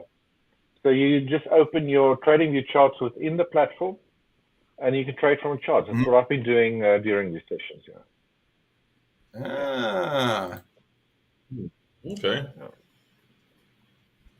Okay. All right. Yeah, So maybe we can share my screen quickly for James. Yeah, if you want to Show share him your what screen, what so I'm you doing there. can show them. Yeah, I want to see this too. Right. So you got your sure. DX Trader open here, right? So if you want to open a new chart, right, you probably know how to do that, right? And then you actually got a selection of using either the GUI trade charts or use the TradingView chart. There's a drop down there that you can use, all right? I believe chart over here. Yeah, I've opened a new chart here. Now, if I go to click that button, you got a TradingView selection here. Click on that. And I actually believe you can trade from the other charts as well, right? So let's say Aussie dollar, Canadian dollar here, you go to the trade tab. And I don't actually want to open trade here, but I'll do it for illustrative purposes. Let's say I believe the Australian dollar is going to decline a little bit, hit the sell button. Let's say I want to go market there. Lots, you go ahead and change that. You can already decide where you want your stop loss. Let's say my stop loss would be at 0.8920, something like that. And then in this case, because it's a market order, you can also put your take profit in, right? If you wanted to do that. Or if you really, really want to be quick, you just hit the sell button, for example. The trade's active, and if you hover over your position here, you can go and drag where you want your profit, take profit, right? Okay. And so you just have to, every single time you do that, you have to click modify. And you can also go and adjust your stop loss to where you want it. Obviously, very important, risk management. You need to know how much you're going to risk before you enter a trade, and that's judged by your entry level and distance to where you're going to place your stop loss, right? So that's how it's done. So you just put in the stop loss, and then you can go and add in the take profit. I see. That's cool. Yeah. If you wanted to, yeah. Yeah, that's definitely a little bit quicker than the way I was doing it. All right. So basically chart trading. Hopefully that helps you out. Sweet. Let's get back to my other charts here now. Here we go. All right. James, did that help? Let me know. We've got some other questions coming in here. Are you guys done with the analysis, by the way? I don't want to interrupt. We got a question here for me to have a look at the dollar index. Yeah, I'm done. Yeah, we got a lot of news today. London session's pretty boring. Yep. That is a fact. Everybody's waiting out the symposium. Pray. What do we need to pray about, James? Um, The news. while we on, I'll look Jackson. at the dollar index just right now. Actually, let me just go through some of my markets here. We've got 10 minutes before we're actually going to have our mid-session break. We've had a question about the NASI a little bit earlier on, right?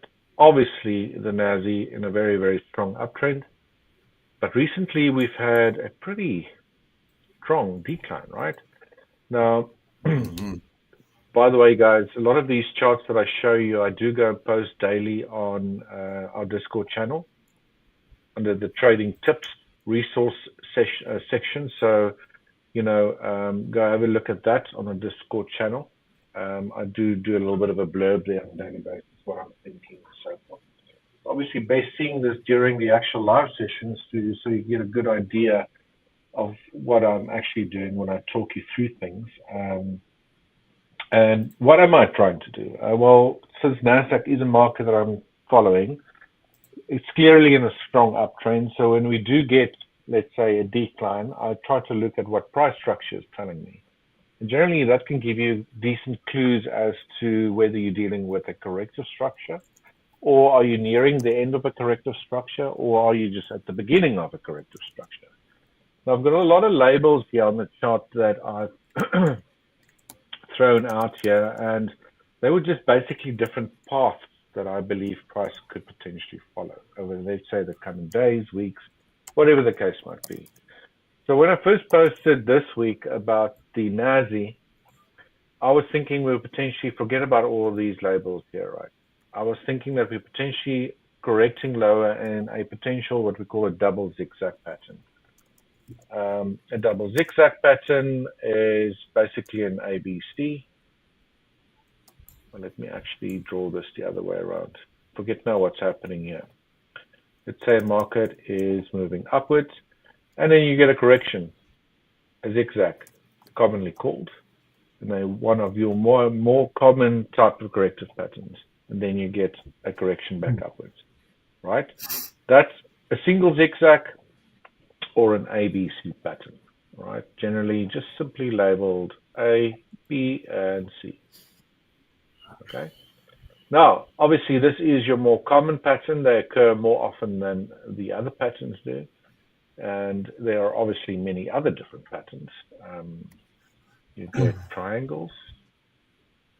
Let's say, by the way, this is what I'm thinking is happening in gold at the moment. We get an A, a B, a D, and an E, then a continuation. And we have to throw in a few more lines for a triangle. Let's make that a little bit thicker so it stands out. And then you get different types of triangles. You get a symmetrical triangle. You get ascending triangles where the top is flat and the bottom is rising. You get descending triangles where the top is declining and the bottom is horizontal. And then you get various variations of these zigzag patterns, right? That's a single zigzag. The next one, that's my go-to corrective pattern. I always think that I'm dealing with a corrective pattern. It's an ABC or single zigzag. But in cases where, let's say you have a move upwards and you get a three-wave structure like this, and you're right about timing potentially that entry, thinking that price might be going to new highs. But instead of doing that, it actually fails to break to new highs and then starts moving lower again. Then my next go-to pattern is basically a combo pattern or a double zigzag, right? A double zigzag is basically two ABCs,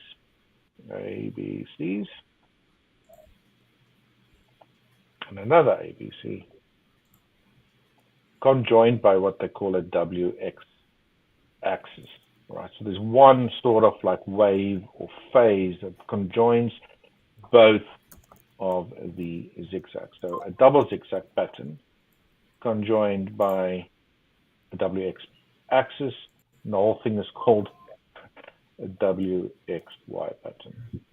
All right, so now I thought that was potentially an explanation of what was happening here with the, sorry, I'm going to get rid of all these things, with NASDAQ during this recent decline. But you'll see in the post that I did, I think it was on Tuesday or Monday, I can't remember, I was also saying that I've got an alternative count which is way more bearish than the count that I've had. Again, you'll see here I also incorporate market geometry, because typically corrective structures like to follow market geometry, quite often channels, very often pitchforks. So you can clearly see by just selecting two anchor points and extending it to the downside here, our prices bounce around in between it and then moved lower. So we had this, when was this? I think it was yesterday, guys. Price was around about, sorry, we're already down here. And I was saying that that double zigzag combination pattern that I was thinking might be underway is off the table, and that I'll have to switch towards the alternative, more bearish outlook.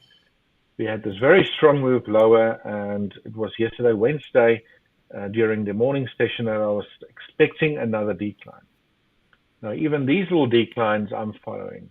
And again, using my expectations of how these phases materialize, I can then sort of try to forecast what price might be doing next, give me directional bias, potential trade ideas, so forth. All right, so we did get another strong decline. So what I'm thinking here currently on the NASI is that we've either completed a 5-wave sequence for an A, forget about this now. Let me maybe just get rid of that one, right? A 5-wave sequence for an A. Again, zigzags, guys. A very ugly looking zigzag. A very small B wave, and now a very fast moving 5-wave sequence to potentially complete our C wave. And that might be it. Right? The only thing I don't like about this is this very, very small B wave that I got here. I don't really like this count. So the alternative count, if I have to get rid of that one, which one was it now? Whoops. This one, yeah, bring back the other one.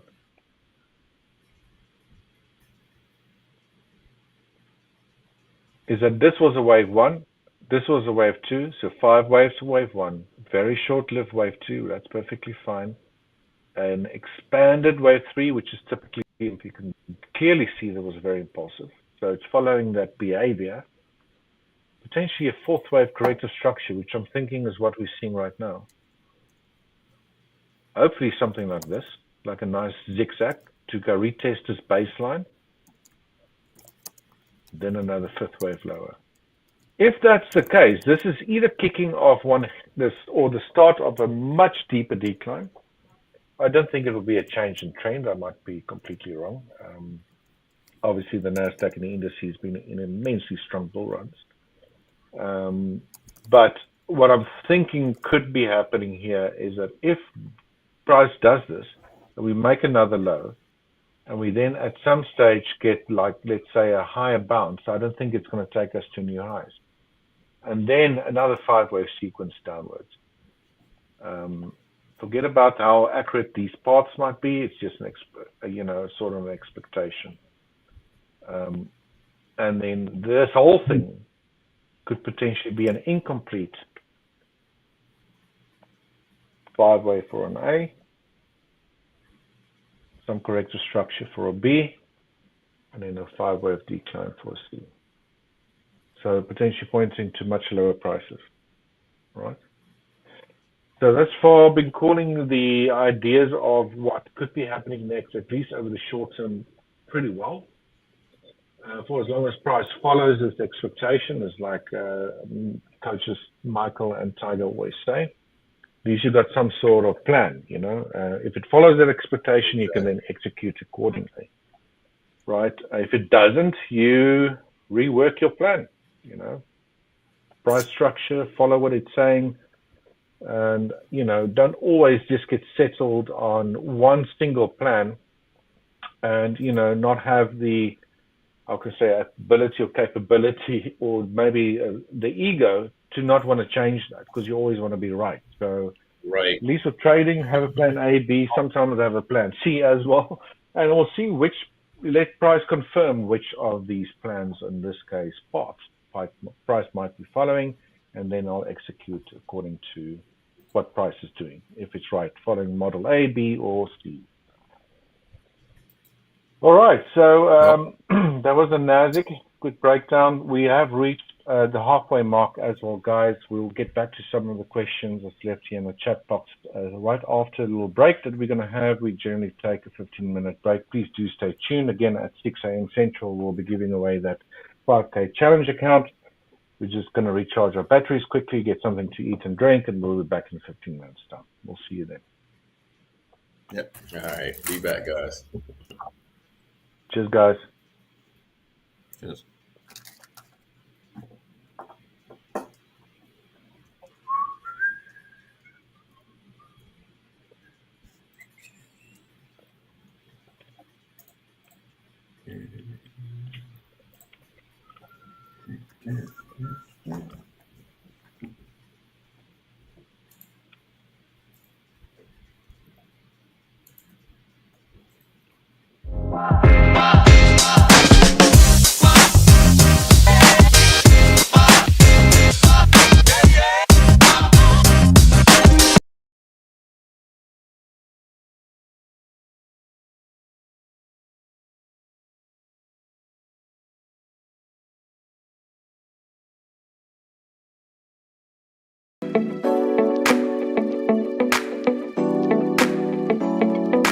Hey, hola amigos, I'm Michael Keller, and I'm one of the trading coaches here at Hola Prime. But more importantly, I'm just a regular guy who turned trading into freedom, and I'm here to help you do the same. So this is a glimpse into who I am in front of the screens and beyond the charts. See, a strategy will get you in the trade, but mindset keeps you in the game. I started trading back in 2012, and honestly, I lost more than I won in the beginning, but every loss taught me something. It wasn't about having the fanciest indicator. It was about mastering my mindset. Living in Mexico has taught me to slow down, breathe, and be present. Trading is what I do, but it's not who I am. I'm a dad, a husband, a traveler, and a student of life. And all of that makes me a sharper trader. When I'm in flow outside the charts, I'm in flow on the charts too. This game doesn't reward speed, it rewards skill. Listen, everyone wants to flip $100 into 10,000. I get it. But be consistent, focus on execution over excitement, risk small and learn fast. And if you ever feel lost, reach out. That's what we're here for. Well, guys, that's a glimpse into my life, my story, and who I am, not just in front of the screens, but beyond the charts. I hope to see you in the session soon, and let's grow together. One day, one trade, one lesson at a time. Welcome to Hola Prime.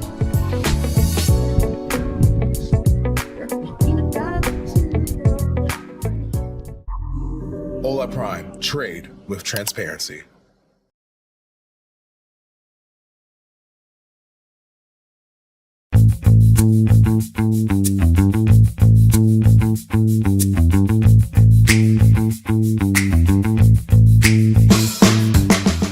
Hi there, my name is Richard and I'm one of the coaches from Hola Prime. Join me as I take you behind the scenes on a little tour of what I like to get up to on a daily basis and beyond charts. I started trading 16 years ago, but through persistence and a very high level of dedication, I got to learn 3 invaluable lessons through my career.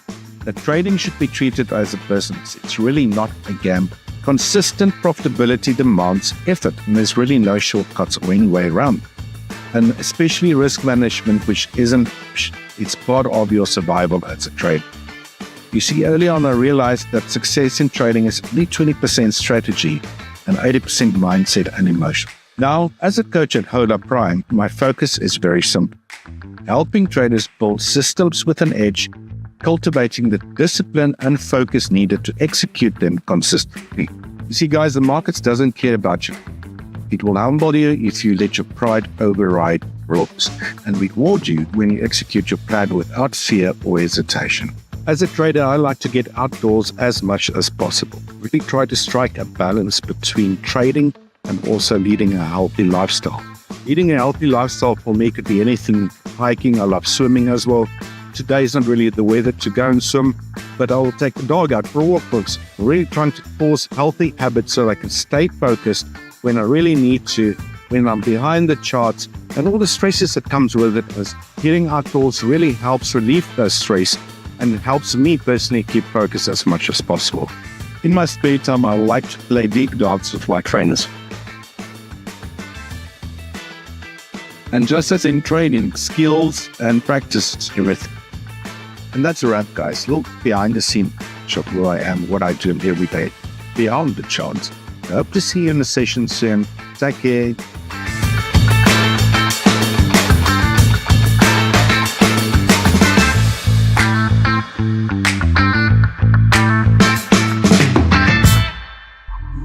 Hola Prime. Trade with transparency.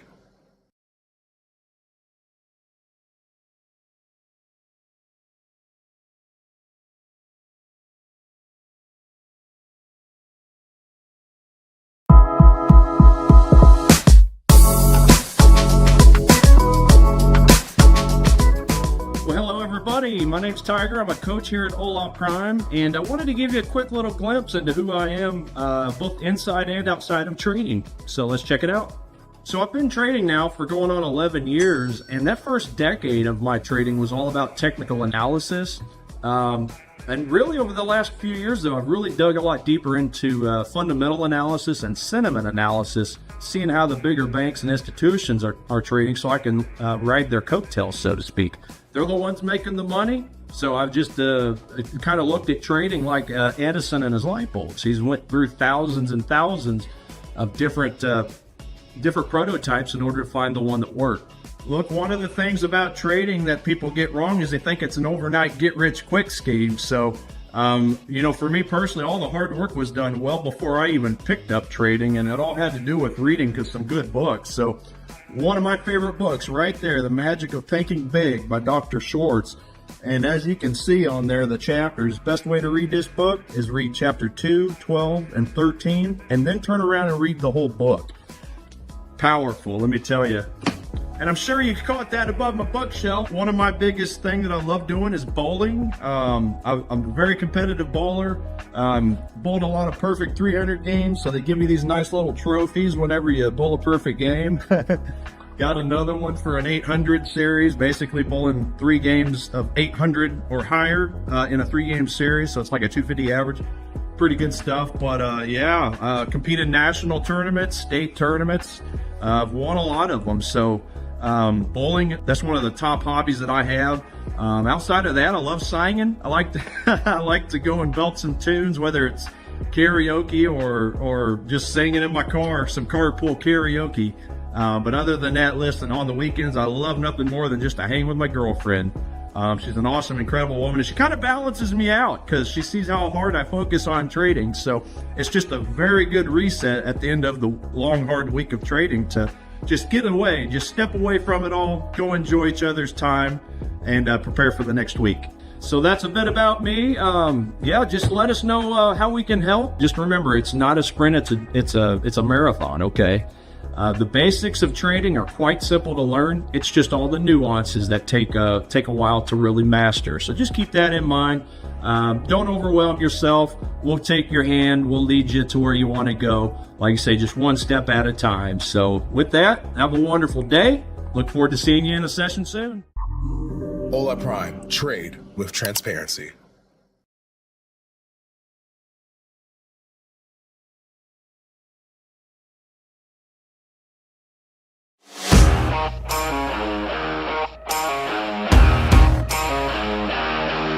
Hi, I'm James. I'm one of your coaches at Hola Prime. I've been trading for about 30 years. Can you believe it? Seems like an awfully long time. But in that time, I've learned a lot about trading the financial markets. and I've learned the best way to trade the markets. By dawn, I chase waves, chase stocks, and sometimes chase my own sanity. Trading, like surfing, is all about timing. Wait too long and you miss the move, and jump in too early and you just wipe out. If you're a new trader and you're struggling with your trading, I think you've come to the right place. I'm really looking forward to meeting you and helping you with your trading. I'm approaching a stop street now, and I'm going to have to stop. Emergency brake if there's traffic coming. And that's one of the things you've got to learn in trading as well, as how to keep safe. And it's one of the main things that I teach in my trading philosophy is risk management, which is not taught very often. Trading is a bit like driving a car, really. You've got to have a license, and in trading terms, having a license is like learning how to trade.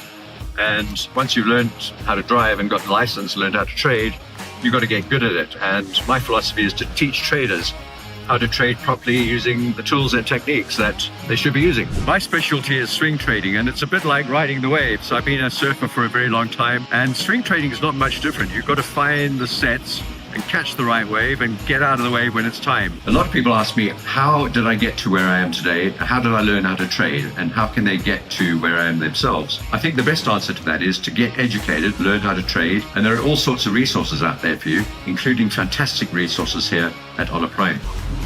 Hola Prime. Trade with transparency.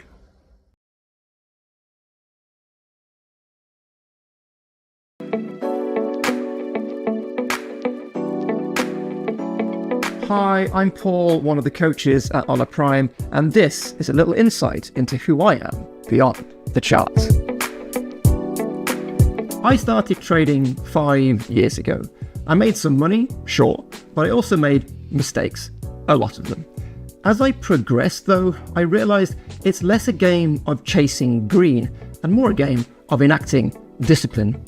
As a coach, I try to help traders focus on the process, how they structure their approach, not just on the charts, but in their heads. Everyone wants to 10x their money overnight, right?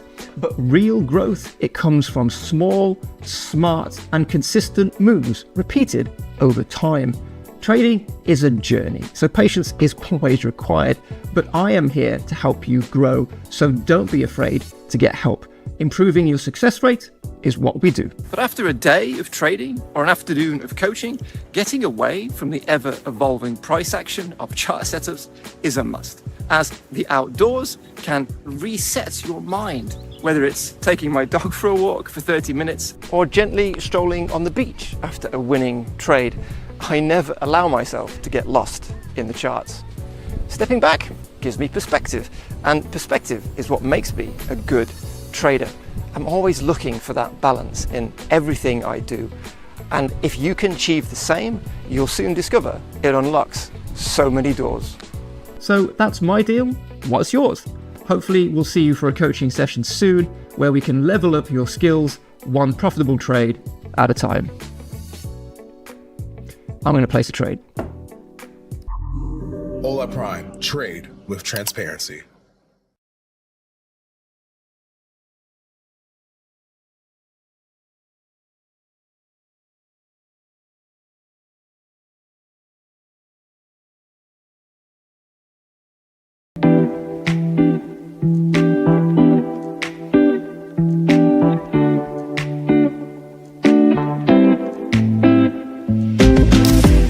Hi, I'm Sam, one of the coaches here at Hola Prime. And in this video, I'm going to give you a short glimpse into my life beyond the charts. Outside of the charts, I love to cook. Anything with fresh local ingredients has a thumbs up for me. And when the weather's good, I like to go out, have a quick jog, keep myself healthy.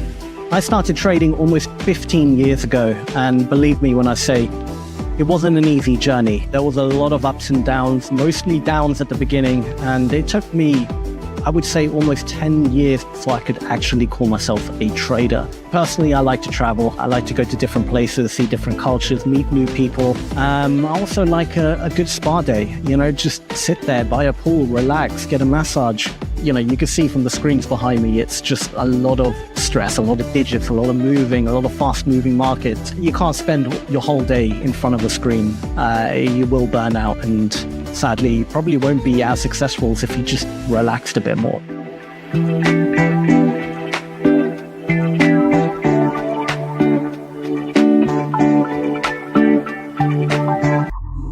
Hola Prime. Trade with transparency.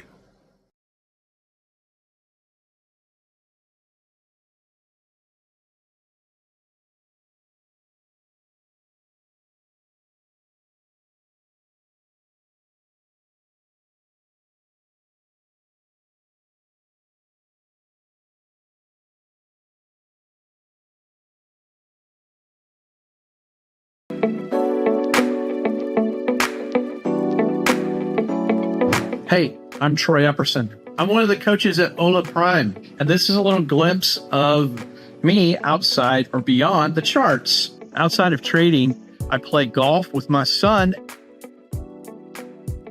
As you can see, I have a laptop and multiple screens. I've been trading for about 15 years on my own and about 25 years before that, even with a lot of interest in the market.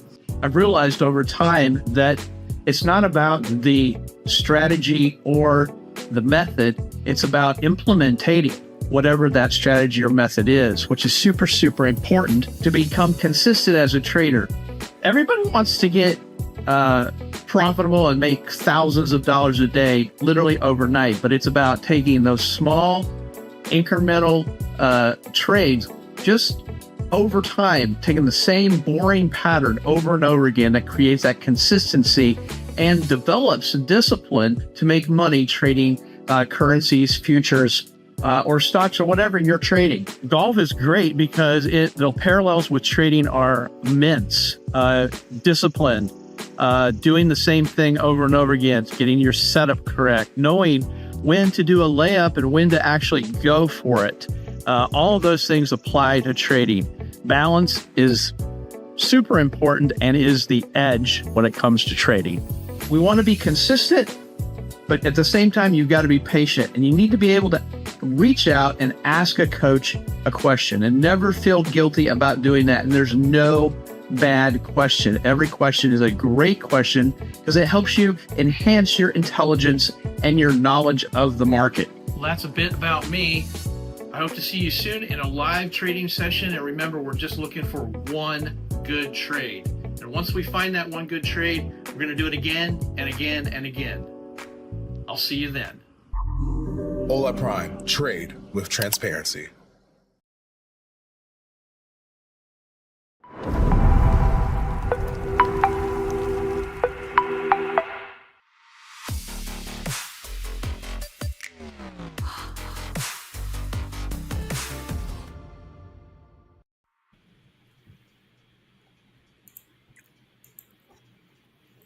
Yo. All right. Yo.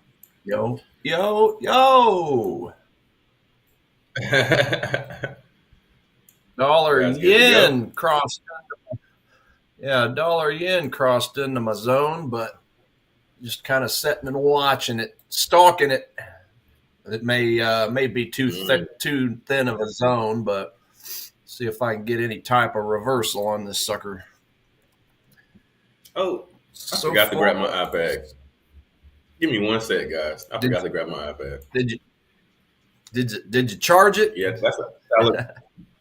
Yeah, this is how I look at the chat instead of my phone. Give me a second. Yeah, that's not a bad idea because I find myself flipping back and forth constantly from YouTube to the vMix here. I need to get some more screens, Richard. Got to get some more screens. Oh, I can't hear you, Richard. I can't hear you. Yeah, no volume. Let's see if we can get the volume back on. Go ahead, back in, flip on over to my chart while we're all getting settled. And we'll just take a quick gander at what I'm looking at till they get their sound up and running. But yeah, this is that 15-minute supply zone that I was keeping an eye on. Again, it's very narrow. I don't give it too much faith, but I really do like the volume that came out of it. If we look down here at the volume bar for that leg out candle. So we had a couple basing candles. Again, as always, I critique zones hardcore just because I've seen plenty of them come and plenty of them go. And the ones that work out the best look the best. So if I had to knock this zone, I don't like this little wick that's coming down. If I include that, those two candles, So I'm not too fond of that, but yeah, I'm really delighted by the volume coming out, and then obviously the strength of the candle, the expanded range candle. Now it created that fair value gap, and it did actually kind of touch it already. If you look at this little wick right here, a little further ahead. So we'll see. I mean, ultimately, I look for the unfilled orders. Again, it's a very narrow range. It's only what, probably 6-7 pips wide. Let me just take a quick measurement of that.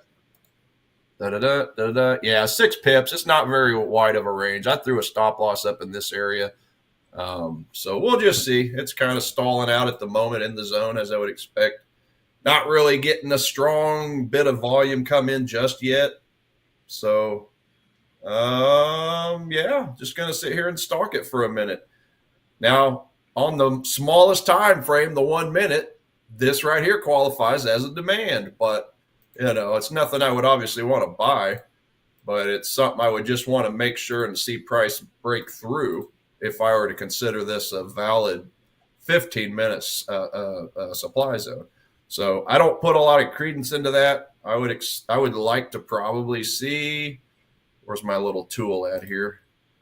Probably would like to see a little bit of an M pattern, kind of like what Coach Michael talks about. So I want to see it break through and then maybe come back in and then let it roll over and then sell it at some point, because it's so narrow. Now, if this were a wider zone like I prefer, then I'm a little more relaxed on that. I mean, I am starting to look at the M's a lot more for sure, though, the M's and the W's. So, yeah, just like Richard or somebody said earlier, don't be afraid to adjust and alter your approach. I'm coming up on 12 years, and there's always something I'm looking to add or find a nugget here, find a nugget there. And I've already found a lot of nuggets just from all the coaches here at Hola Prime. So it's really good stuff. But, yeah, I mean, you know, historically, I would just get into this trade as soon as it drops out. But, yeah, with it being so narrow, and again, I still do that on the higher time frames, but especially these lower time frames, I don't know. You just got to be a lot more careful. So we'll keep an eye on it. So far, it's kind of stalling out in that zone, not really getting a big volume spike like I'd like to see. So it may be a pass, but, yeah, it just so happened to send me an alert right at the end of break. So I'll just keep an eye on it in the meantime and give you an update if we have anything change on it. So that's pretty well what I'm looking at the moment. Obviously, dollar Japanese yen, the biggest reason for this is the fact it's so bearish. It's actually changed, by the way, guys. Dollar Japanese yen this morning, if you remember, I said it was a minus 11 score. So it looks like it's now a minus 8. So it's actually gained 3 points. Let me see here. Yeah, it must have just, I guess that must be from, I mean, the only thing we've had come out is the PMI data for the Eurozone and the British pound. So, I don't know. Let me go down to the yellow folders, see if there's any yellow folder events. Dollar Japanese. Well, it could be the fact. Well, no, that's not quite that time yet. So, yeah, there hasn't really been anything changed. So I'm not seeing anything fundamentally as to why it dropped 3 points, but it clearly has. Maybe that's because it was minus 11 yesterday. And what did we have last night? Yesterday was that's why. Okay. So here's the thing. Their office hours, I think, so the office hours of the company that updates this algorithm, I think they're typically out of office around 5 or 6. This report came out at 8:30 p.m. Eastern time, which is obviously Atlanta. So at 8:30, Japan did have a positive flash manufacturing PMI number at 49. It's still the most bearish asset I have. So I'll keep an eye on it. See if we can get a rollover. But so far, I haven't really had any volume pop in that I like. It's just kind of basing sideways right now. It's in the middle of the zone saying, what do I want to do? Do I want to go up, bust through the rest of this zone? Or do I want to respect it and drop and make Tiger some money, right? Basically, we're having a conference right now. They're talking about me. They're saying my name and trying to figure out if they want. Yeah, that's it. I've read into the future. So, but yeah, that's about all I got at the moment. It may or may not work. Gotcha. Michael, you got anything? Richard? Let's see. Your agent? Yeah, kind of. Oh. Hello? Yeah, I hear you. Okay, I'm like, what in the world is happening right now? Okay. Yeah, I think Can I'm you good to go. Yeah, we can. Oh, I heard you there. Good stuff. Sorry, guys. I had to rejoin. Oh, okay. All good. Bloody tech that we're using. What's going on?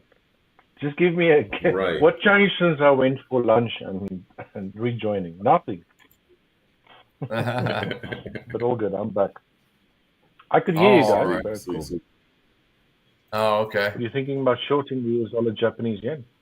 Tiger. Well, I was just going to see. It's a very narrow range. It's literally only 6 pips wide. Looking at it on a 15-minute time frame. Yeah, this is where I was looking right here. I've been critical of the zone though because it wasn't nice and tight like I normally like it. This wick kind of came out.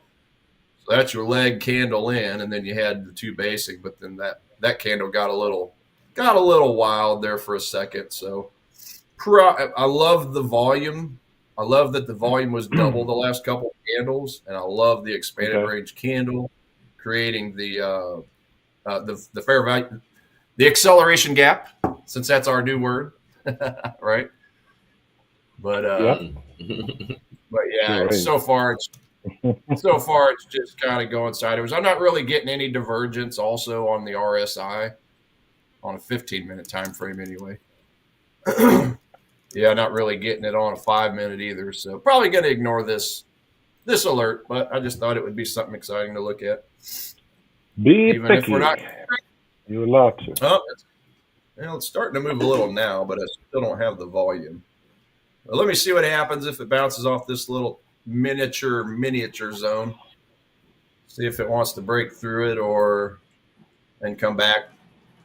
Give me a little bit of an M pattern and possibly. But I'm going to set all my hands for now. So cool. Yeah. Well, you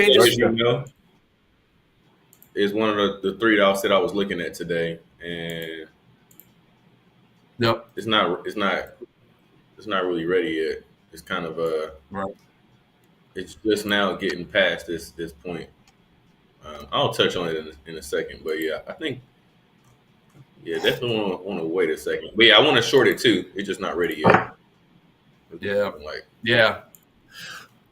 Zooming out to the hour time frame, yeah, it looks pretty ugly right there, doesn't it?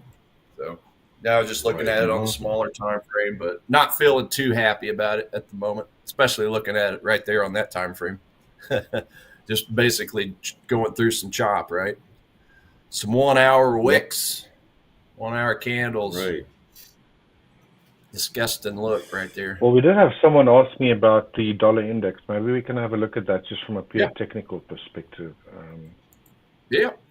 See if there's back a on more over. Oomph in the tank for the dollar or not.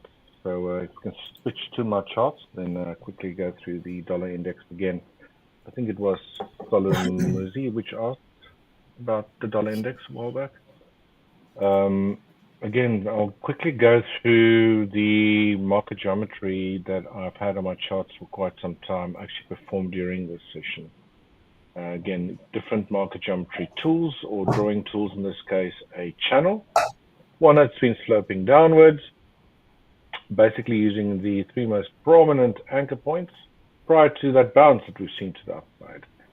Right, so I drew from a low to a high. And generally, when you draw channels and you want to figure out this price is moving upwards, but it's in a downtrend, then you want to go from a low to a high to try and see where the next high might find resistance.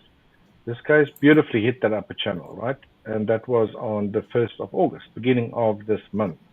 Not only did I have that downward sloping angle from the upper channel line, I also had an upper red warning line of a shift pitchfork, again using three most prominent anchor points when price is moving to the upside. So I'll be tracking also, although price is in a downtrend, any bounce that I get to the upside as well.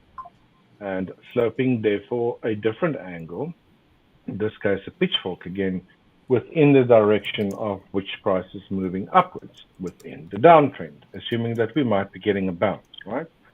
Now, I've also got this angle over here, which is just your Andrews pitchfork setting, just to demonstrate that I didn't want to have some more blue lines on here. It's basically your standard Alan Andrews pitchfork setting. You go to your settings here. It's currently set at shift.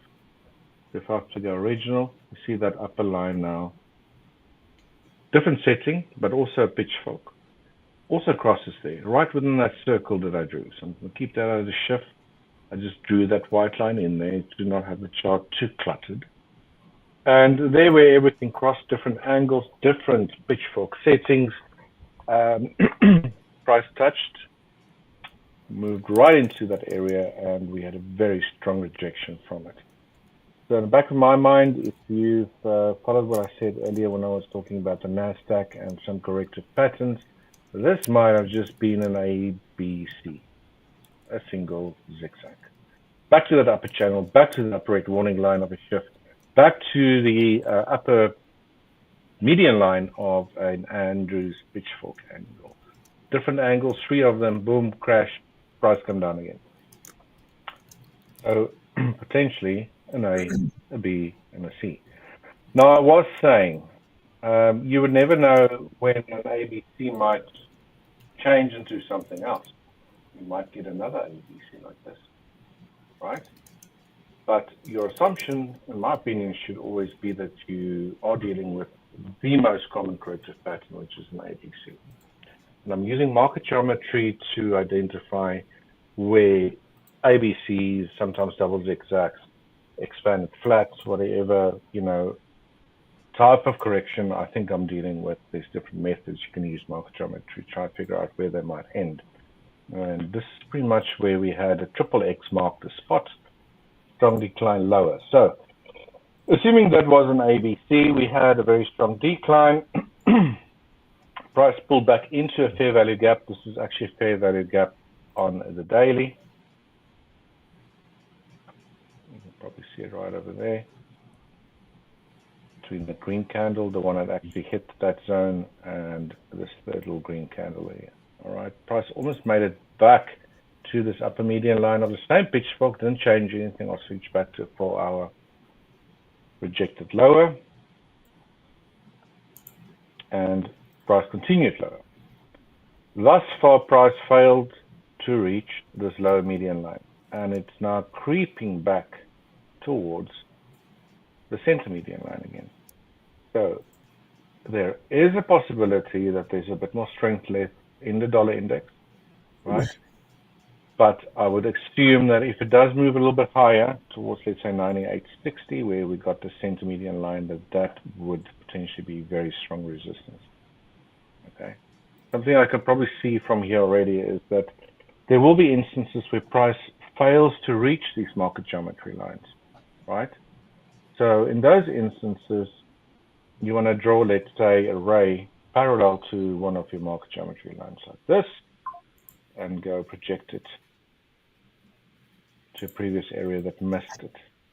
I think there's been statistics done on this, that there's a really good chance that about 80%, I believe, that let's say price slices through an upper median line and it's moving lower, that it will reach the center median line. Let's say it slices through the center median line, that it would retrace back to the center median line. So this center median line over here is most likely got an 80% probability of price, reverting back to it. But it already did that. It might do so again, but it might also fail at this angle. You see, right on it.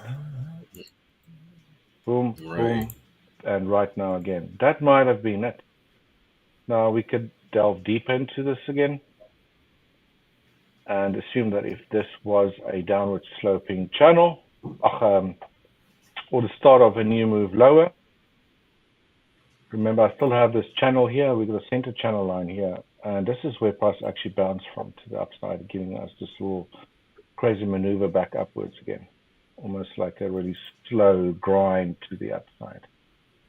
So if we have to assume that this is corrective, because the assumption is that a C wave ended and we're potentially going to new lows, then we could maybe tune down to a 4-hour and slap a pitchfork in the direction of this move upwards. Right. This could have been a 1, 2, probably 5-wave move. And look at that. Price already reached, and I'm using a shift pitchfork. It's my go-to setting. I believe it is in the shift. It should be. Yeah. My go-to setting when I think we're dealing with a corrective structure. Price hit it once. Nearly made it the second time around. Let me get rid of that white line now. Zoom into this again. And it's now bouncing between the upper and the center median line of this pitchfork, tracking what I assume could be corrective over here. What's interesting, I don't know if this high that formed, this is today, yeah, by the looks of it. Is it actually higher than this high on the 19th of August? Let's have a look. Yeah, it did pip it. Again, using this broker, hopefully it looks the same on with the different brokers, data. But we're looking around 98.44 on that high on the 19th of August. 98.44.2. Yeah, so it is one micro tick or pip higher than that high, right? So technically speaking, could be a pipette. There we go. That's the right word for it. Could be a 1, 2, 3, 4, That's right. 5. Okay. Could be. All right. But if we were to head back up here again, yeah, I think within this area, strong resistance. I'm actually going to make this quite wide. Remember that center median line of that larger pitchfork and the upper median line of this pitchfork tracking this move to the upside, in my opinion, would be strong resistance. Let's make that background stand out a little bit. Something like that. Okay. And then this whole entire thing might just be some sort of ABC itself. Now, the question is, has it completed here, or do we still need to see a move higher? So I'm going to leave it like that for the time being. I do think there's potentially a bit more upside potential, but I'm treating this entire move upwards as corrective in nature. That makes sense. Make it a minor and make that yellow. That stands out. But in the long run, I'm still thinking that at where all those lines cross from different angles, that we've just seen an ABC. Until proven wrong, right? That was one heck of a strong decline lower. Right, so that's my thoughts there. I mean, you can then jump into what is all of this to the downside. Yeah, kind of good luck counting what this was. Was this a 1, 2 overlapping 5-wave sequence kicking off one heck of a further decline? Who knows? And I'm really not going to try to bust my head trying to figure that out either. I'm just looking at what the price is doing. Where is it at between all of these lines? I sometimes get a lot of flack from some people. They don't understand market geometry. It's like, but there's too many lines on your chart. Like, price will eventually reach it. Will eventually indicators on your chart. You just draw so many lines. It's like, whatever, dude. But they're so pretty. So yeah, to me they're pretty. I'll stick with them. It is if you've not performed market geometry or interested in it, viewers, just draw a pitchfork on your chart, any time frame, any market, and you'll quickly be rather amazed how well priced. Just selecting something that happened in the past or that generates an angle, how well price will respect that into the future. right? So you can then use that to your favor to some degree, right? Try to work it into your strategy if you wish to do so. But then again, this is not investment advice. It's just how I see the markets, trying to make sense of all this craziness. If that makes sense. Right.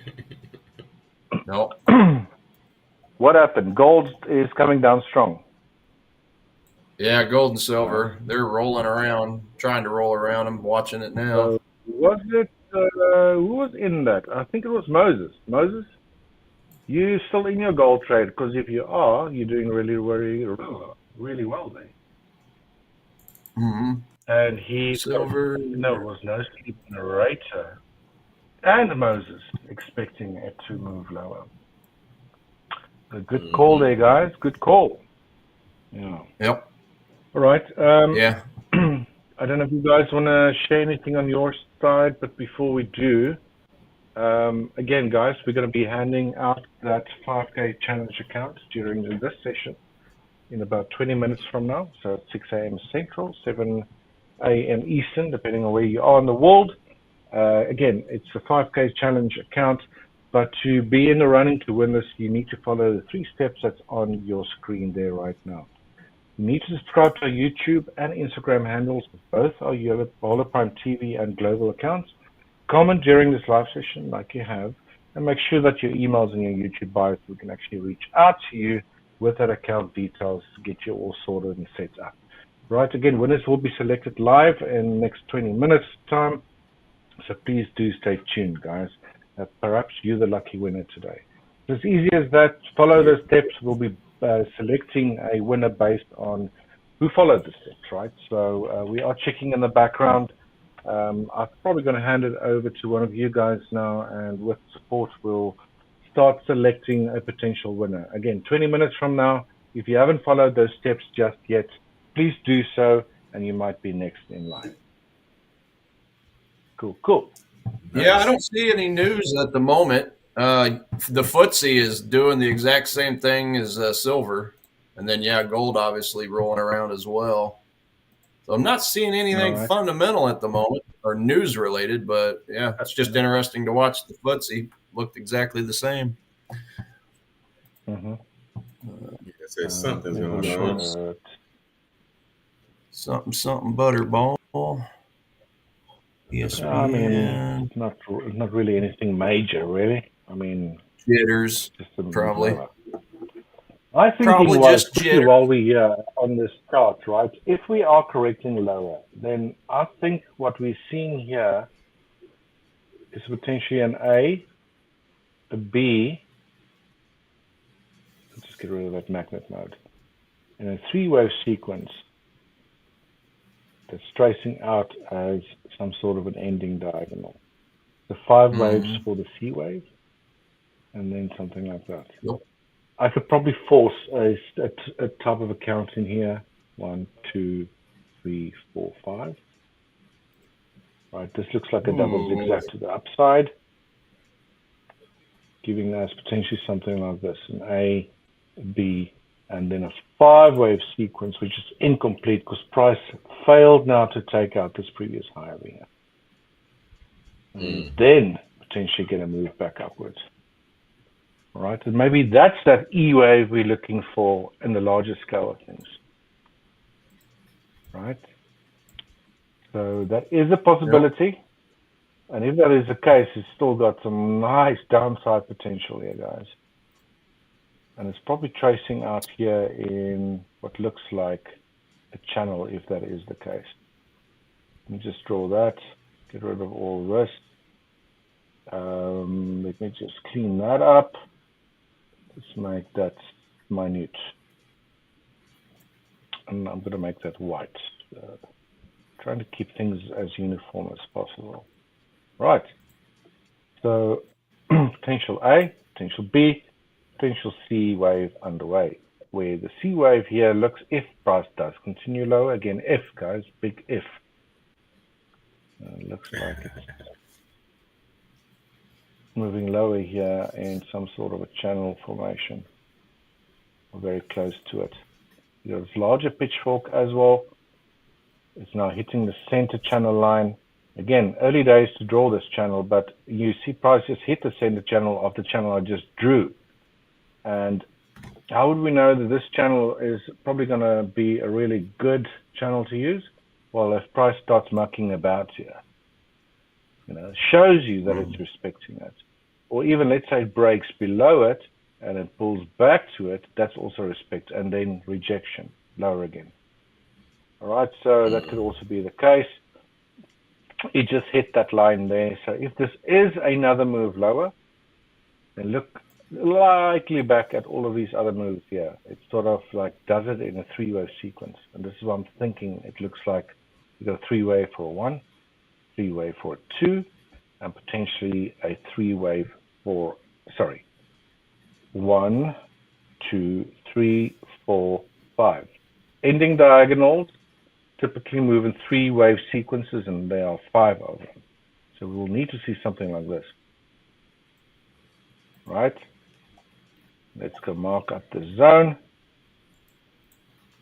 Make that green. So that could potentially be an area price wants to move towards, should price continue lower. And at that stage, if this does occur, then we can be all over this, right? See if we could potentially then get that move we've finally been waiting for to the upside. Right. That's me, guys. Do you guys want to take over there for a little while? Got 15 minutes before our prize giving. You seeing anything interesting over there, Michael? No, nothing too interesting, to be honest, but I can definitely grab it and go through all the pairs like I typically do. I'll just say one thing real quick. So I was watching that drop on gold, and I put in a pending order to go long, and I didn't mean to, but accidentally got into it. So I'm long gold, even though it was kind of a mistake. I was just putting the order in to sit and watch it. And, yeah. So whether ready or not, I'm in a gold long, so we'll see. Ready or not, here you come. Moses? Yeah. I was expecting it to give you the taking confirmation. Profit to Are you 3328. So anyway, yeah, I'll get that put in the chat here in a second. Nice, Moses. Funny That's stuff. a really, really nice movie quote there. Well done, bud. Okay. But yeah. Nice. But yeah, back over to you, Michael. Gotcha. Okay, cool. We can get it on over to my charts. Let me go through the deep dive session. The deep dive. Right. Sweet. So cool, guys. As I mentioned earlier, I'm not really looking at too much. It's kind of funky a little bit. I don't want to force anything. But yeah, just a quick recap once again, as far as what I'm looking for those of you who don't remember. Right, I'm just trading these two levels. It's 1350 cross where I'm level 1, with that 5200 cross where I'm level 2. Right, and then sometimes we get that on the outer skirts. It could be that bounce trade in level 1 or that bounce trade in level 2, which for me, money trade level 1 or level trade money trade level 2. So I'm staying away from the peak high, staying away from the peak low, and then I'm just coming to the charts and trying to figure out what level I am in. Right, and once I do that, once I can come to the charts, I pretty much ask myself these 4 questions: what level am I in? What level am I in the cycle? Right. 2 would be, do I see any type of pattern? 3 would be some type of higher time frame confirmation. Right, and then 4 would be that entry signal. Salamosi, I don't want to butcher your name. I saw earlier you mentioned something about, do I only look at level 1 or that 1 hour chart? And majority of the time, yes. However, I am looking, as you can see, for number 3, which would be that HTF confirmation, so that higher time frame confirmation. Once I see that pattern, I do want to look at the 4-hour chart to kind of see if it's on the correct side of what I would call the 13 EMA of price. Right. So coming into it, just kind of just following this exact model, guys. Like, I don't deviate from this whatsoever. This is the bread and butter for me. This is what got me here, and this is everything. Right. This encompasses the EMA crosses, the support and resistance, the break and retest, the levels, the market maker cycle, accumulation, manipulation, distribution. All is encompassed inside of this one cycle, one pattern for me. So this is my style and my approach. Just for you guys who are not familiar, right? So jumping into it, I'll start at the top here with NAS 100, and then I'll work my way down, all the way down to NJ, I believe. So a few indices first, then the metals, a little crypto, and then jump into the Forex pairs. Right, so coming right into it, I can automatically see that this is the peak high, which of course I'm not interested in. Then once we get this 1350 cross here, I know I'm in level 1. However, as you can see, there's no bounce off of this level. So I'm not really interested in this. I'm just in level 2 at this point. Right, so in essence, I want to see some type of move that looks like this. In level 2, targeting this ADR low. All right, so this would actually be a 3-for-1 if this could set up like this. I always mention when I see the 800 EMA that I like to move my stop loss to break even to make sure it doesn't bounce off this level. So although I am targeting this ADR low here, stops would definitely be at break even by the time it gets towards its 800 EMA. All right, so for me, NAS is level 2 shorts. Next up, we have US 30. US 30 is kind of opposite. This one, as you can see, we are in level 2 long, right? Because the 50-200 has crossed to the upside. So at this point, I'm looking for some type of W structure, half a back structure, head and shoulder structure off this 200 level going long.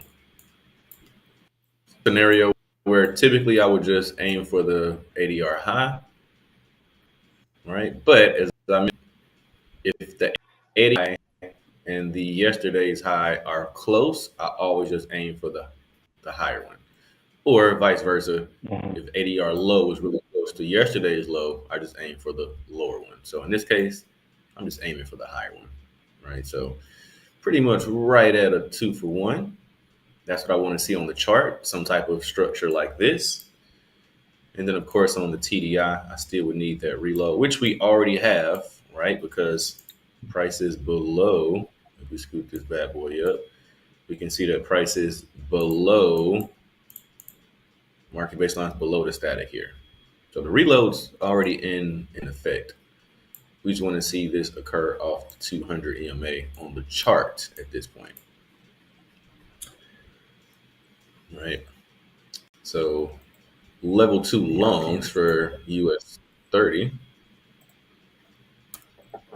VIP and S&P 500.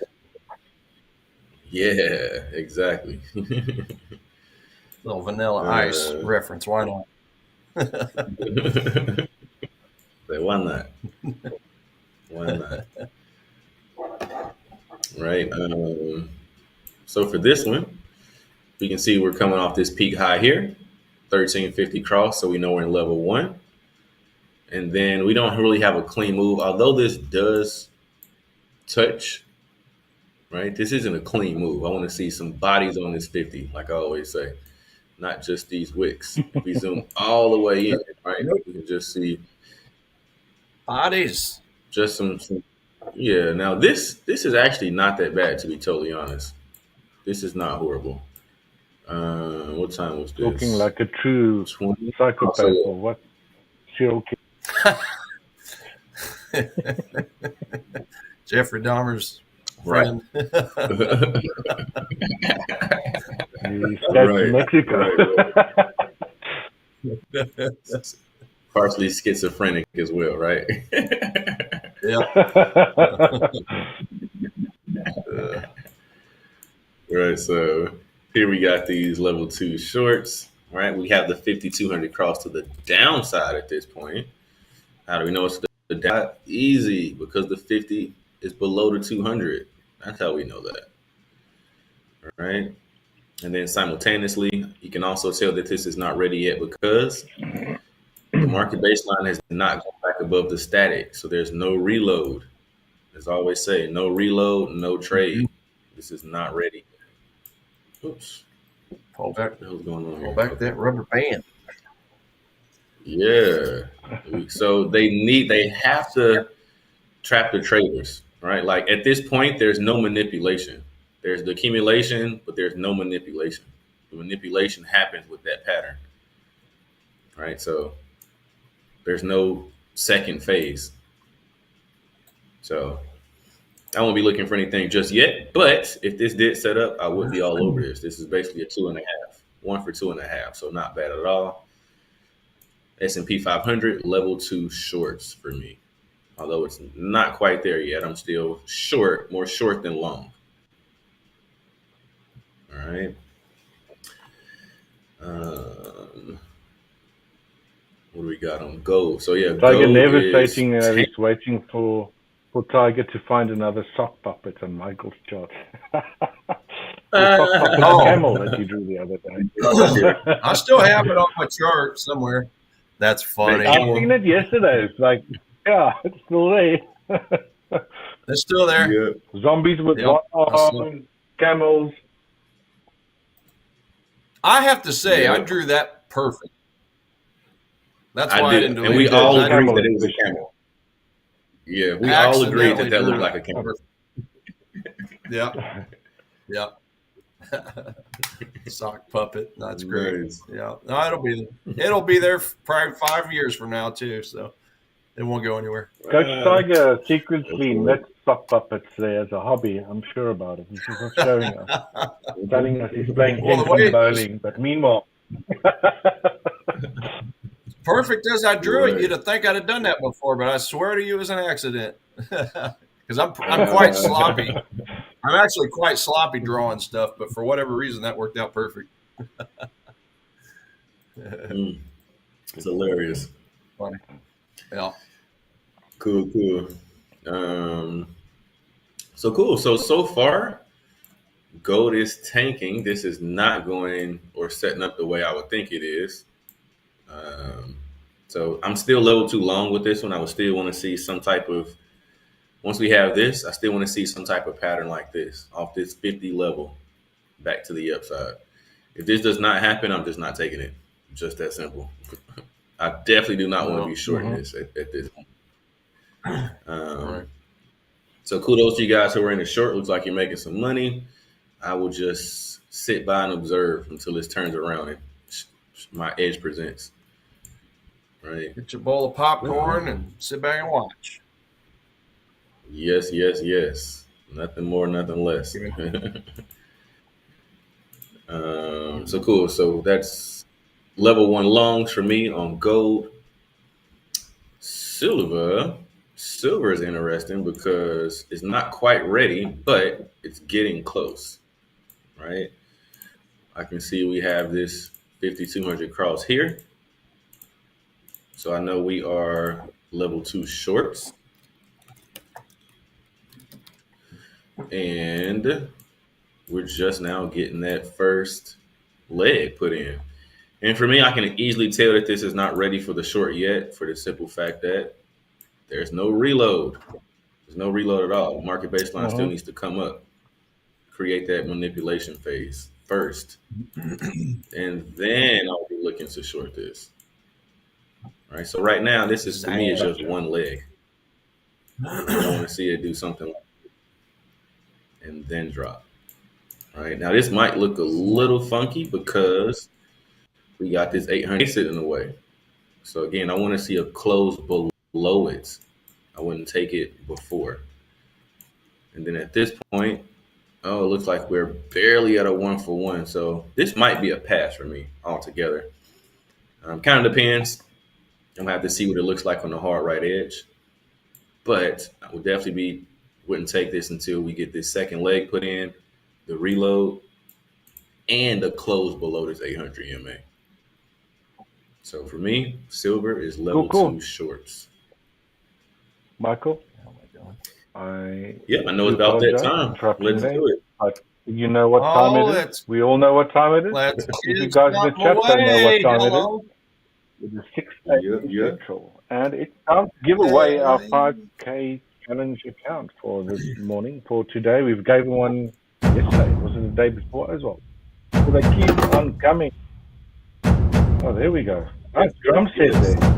All right, so the winner of today's 5K, challenge account goes to Mike on YT. I suppose it stands for YouTube. Congratulations, Mike. You are today's 5K challenge account winner. Hey, congrats. Congratulations. Congratulations. Our team will be reaching out to you very shortly via email. You followed all those steps, and to those that haven't, it's as easy as that. Just follow those steps. You could be the next winner. Again, congratulations to Mike. You are today's winner. Again, our support team will be reaching out to you via email with the account details pretty soon. If you're not on Discord yet, please join our Discord channel. You can ask questions if you have problems setting up the account, whatever. Anything you like on there. It's a really, really nice community to be part of. We're all there on there as well as coaches, so please go and join Discord as well. Again, congratulations, Mike. Doing really well there. Moses was our winner, was it the beginning of this week or a few days ago? And by the looks of things, Moses has been shorting gold and already doing well. Hopefully doing that on your challenge account. So, guys, easy as that. If you haven't won anything as of yet, please do stay tuned. We'll be giving another challenge account, this time a 25K challenge account, away during the futures session when we finish our morning session, right? So there's more prizes up for grab a little bit later on. Again, well done, Mike. Congrats. Yeah, Moses, sorry. Wow. Moses got his account yesterday. Good stuff. Good stuff. Nice.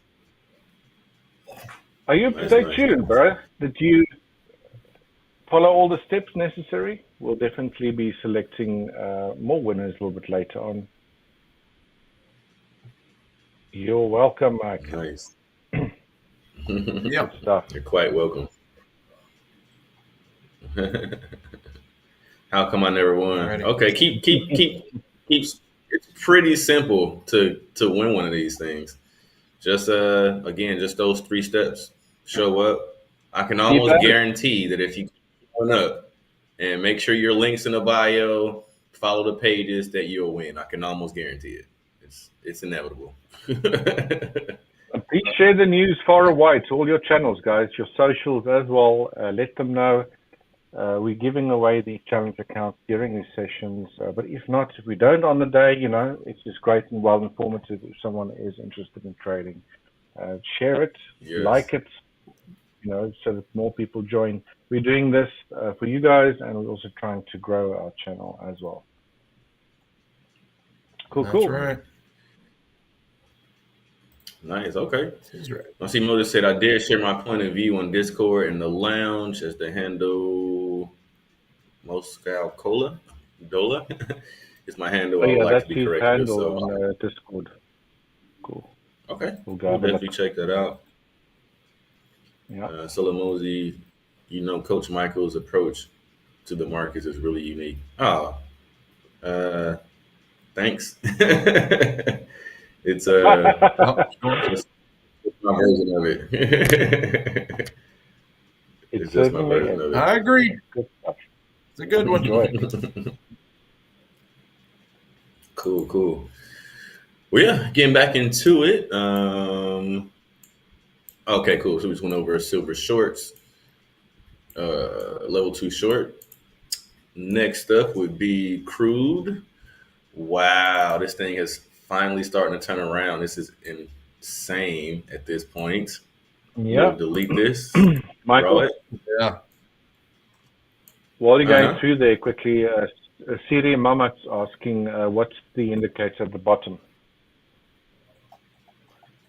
This is called my TDI. It's the Traders Dynamic Index indicator. Me and Tiger are still trying to figure out how to get this together. So please bear with us, guys, because my goal is to be able to share this template. This is a custom template that I had one of my devs make with all my chart art, I guess, inside of it. It's really 2 indicators in one, but one template. So we're making progress with it. And then I'm also, we're reaching out to our team to make sure it's okay that you guys can have it. So give us a little bit more time and it should be available soon, I believe. But yeah, to answer your question, this is the TDI. It's called the Traders Dynamic Index.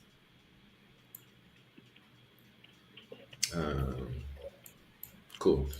So yeah, moving forward here, looks like crude is finally starting to turn around, which is, I don't even know what to say still. I don't even know what to say about this still.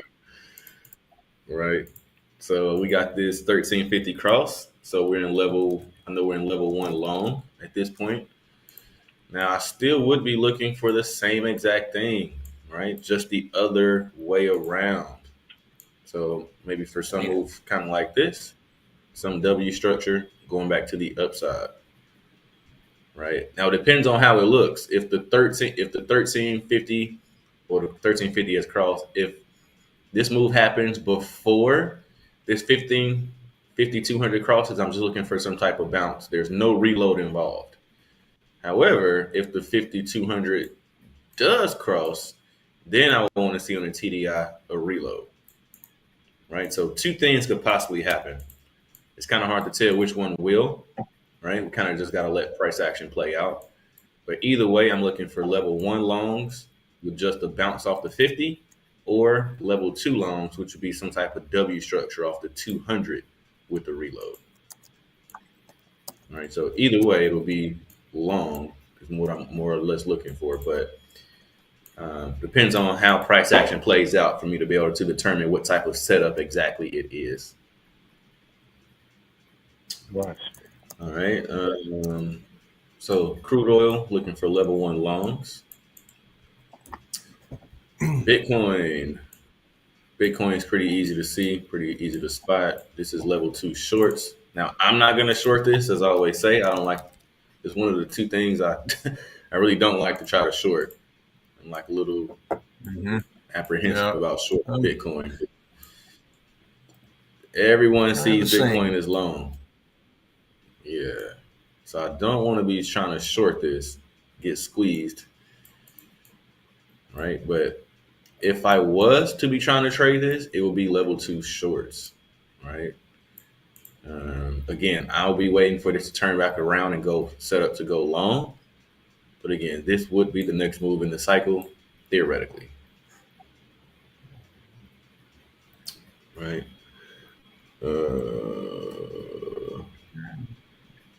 Okay. So next up is the peso. Again, I don't actively trade this. You guys know I live here, so I just look at this for the rates.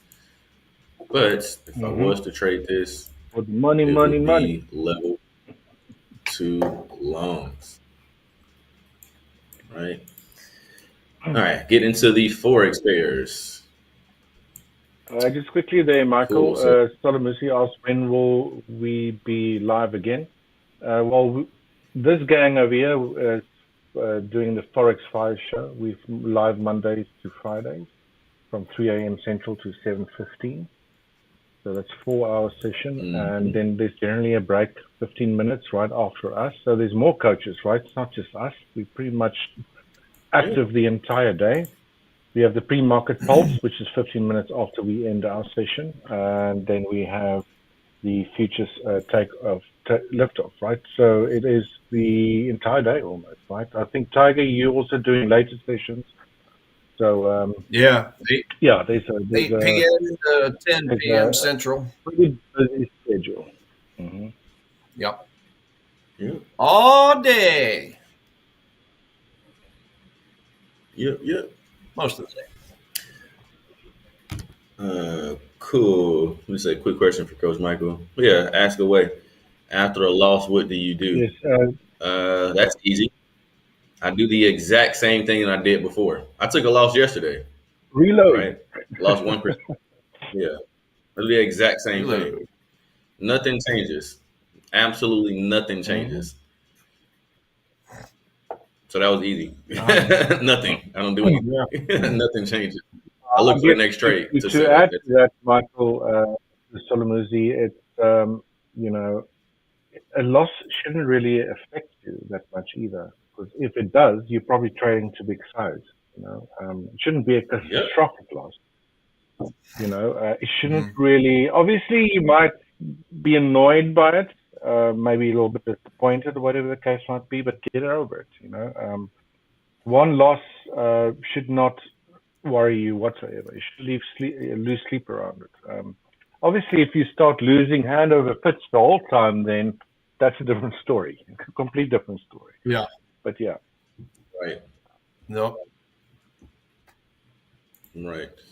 If you are too upset that you are losing, in my personal opinion, you're either over leveraged, you oversized, and that's why it hurts. It shouldn't hurt at all. It's almost kind of like, in my opinion, right? It's like Steph Curry. Do you think Steph Curry is upset that he missed a shot? Probably not. Right? It might bother him a little bit, but no, he knows his percentage is pretty damn high, and he knows that he's going to kill him. It doesn't matter. It literally doesn't matter. No one has ever been 100% from the court, right? There's no 100% strategy. Any high sports, right? Baseball, football, soccer, golf, whatever it is, no one always hits it exactly right. But what makes them greats and makes them champions is the fact that they don't let that affect them, and they continue their process. The same process that they practice behind the doors, right? In private, practice. They just keep doing the same thing. Who cares? You shouldn't care unless you're over leveraged. Once again, then you probably do care, right? So yeah, just keep that in mind. You shouldn't, and I think that's what a lot of traders do, right? They take a few losses and they can't take it, and then they switch up their strategy and they basically start the whole cycle of doom all over again. And that's where you stay stuck. So just try not to let it bother you. I think I might have said this before, but Tiger Woods was infamous. Quick question here from Nicholas as well. Nicholas, can you guys explain what a CFD is? It's contract for difference. So you're not actually, you're not actually buying the physical asset. You're just profiting off the arbitrage or losing off the arbitrage. One of the two. Yeah, it's an agreement between an investor and a broker to settle the difference between the value of the underlying that you're trading from when it's opened or closed. It's almost like a futures contract, but it's not futures because it's not routed via an actual exchange. I also find that with CFDs, they typically track your future markets like commodities, crude oil, gold, silver, that sort of thing, giving people, from all over the world exposure, if you're allowed to trade CFDs in your country, that is, exposure to, I believe, mostly the futures markets, like your commodities, your indices, and we got a FTSE, UK 100 here, we got the DAX, don't we, guys? We got the Nikkei, US NASDAQ, SPX, which is the ES. They basically all track the futures market from different exchanges, but it's not actually routed like Forex to a physical exchange, right? So it tracks the price movement of the futures markets. I don't know if you get CFD stocks. I'm not that clued up with that side of things. But yeah, basically stands, like Michael said, a contract for difference, between the investor and your broker, of the value when you open it and when you close it. So simple as that. Yeah. Yeah. The arbitrage, like in the basic way, the thinking is the arbitrage, right? If you buy something for $1 and over time it goes up to $1.50, your broker is just agreeing that, hey, if it goes up in price, Yeah. I'll pay you the difference. If Yeah. it goes down in price, you Correct. pay me the difference. That's really it. Yeah. Yeah, you Because don't. there's always someone So, on yeah, the you- opposite side of a trade as well that will be taking the lot, or, or you take the win or whatever the case might be. So yeah, Jacob, it's Yeah, that's similar to futures, but not exactly. Futures do actually have expiration dates, whereas I believe with CFDs there's no expiration date as far as I know. Right, but yeah, it's between Right. you Yeah. and your broker, and hopefully the integrity of your broker as well, right? Because there's no physical exchange where your orders are routed to, like with the futures markets and the stock market, for example. Although some brokers might have office stocks, like trading Apple, Tesla, whatever the case might be. You might just be tracking, trading what a broker is showing you, and that tracks also the equity markets. But if you, for example, open an account in the US with a reputable, let's say, stockbroker, let's say Thinkorswim or TradeStation or anything like that, I'm just talking about stocks here. The actual stock market is also a physical exchange, depending on where that stock's traded. Is it a tech stock like on the NASI, or is it trading on the CME, or the Mercantile Exchange, or whatever the case might be, on the stock side of things? Yeah. Or my even right here, CME offer stocks. But there's actually routed via an actual exchange. And when you actually own stock, you'll also be getting dividends and stuff like that. I used to trade stocks quite a bit, even in South Africa when we held, like I bought Tesla when it first sort of started trading. And we'll be getting like these booklets on a monthly basis sent all the way from the US to South Africa to my address, telling them all about stocks, who's sitting on the board, all that sort of stuff. And then obviously if they do pay out dividends, you actually get dividends. But if your broker, like a CFD broker, for example, offers you stocks, more likely it's not getting routed through the physical exchange. It's just tracking the actual stock price, right? There's not, you're not sitting with those benefits per se of, let's say, getting dividends like you would if you trade with a broker that's routing through an actual stock market exchange or something like that. Right. Yeah, the important thing. Sorry, long story short. Important thing to remember is that you don't own the share when you buy. You just own literally a piece of paper, an IOU, right? That's why we say contract for difference. So that's probably the easiest way to do it. Explain it. Yeah, just an IOU, pretty much, and not going through a physical exchange, which can sometimes be a big one. IOUs, a lot of IOUs flying around.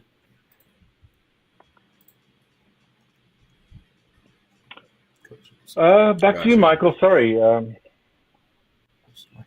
Yeah, no worries at all. Actually, I just saw another question pop up. It says, so coaches, besides firm accounts, do you guys have personal accounts? And if yes, how do you manage them and how do you approach them differently? Great question. I'm one of the people who believe you should have your own account.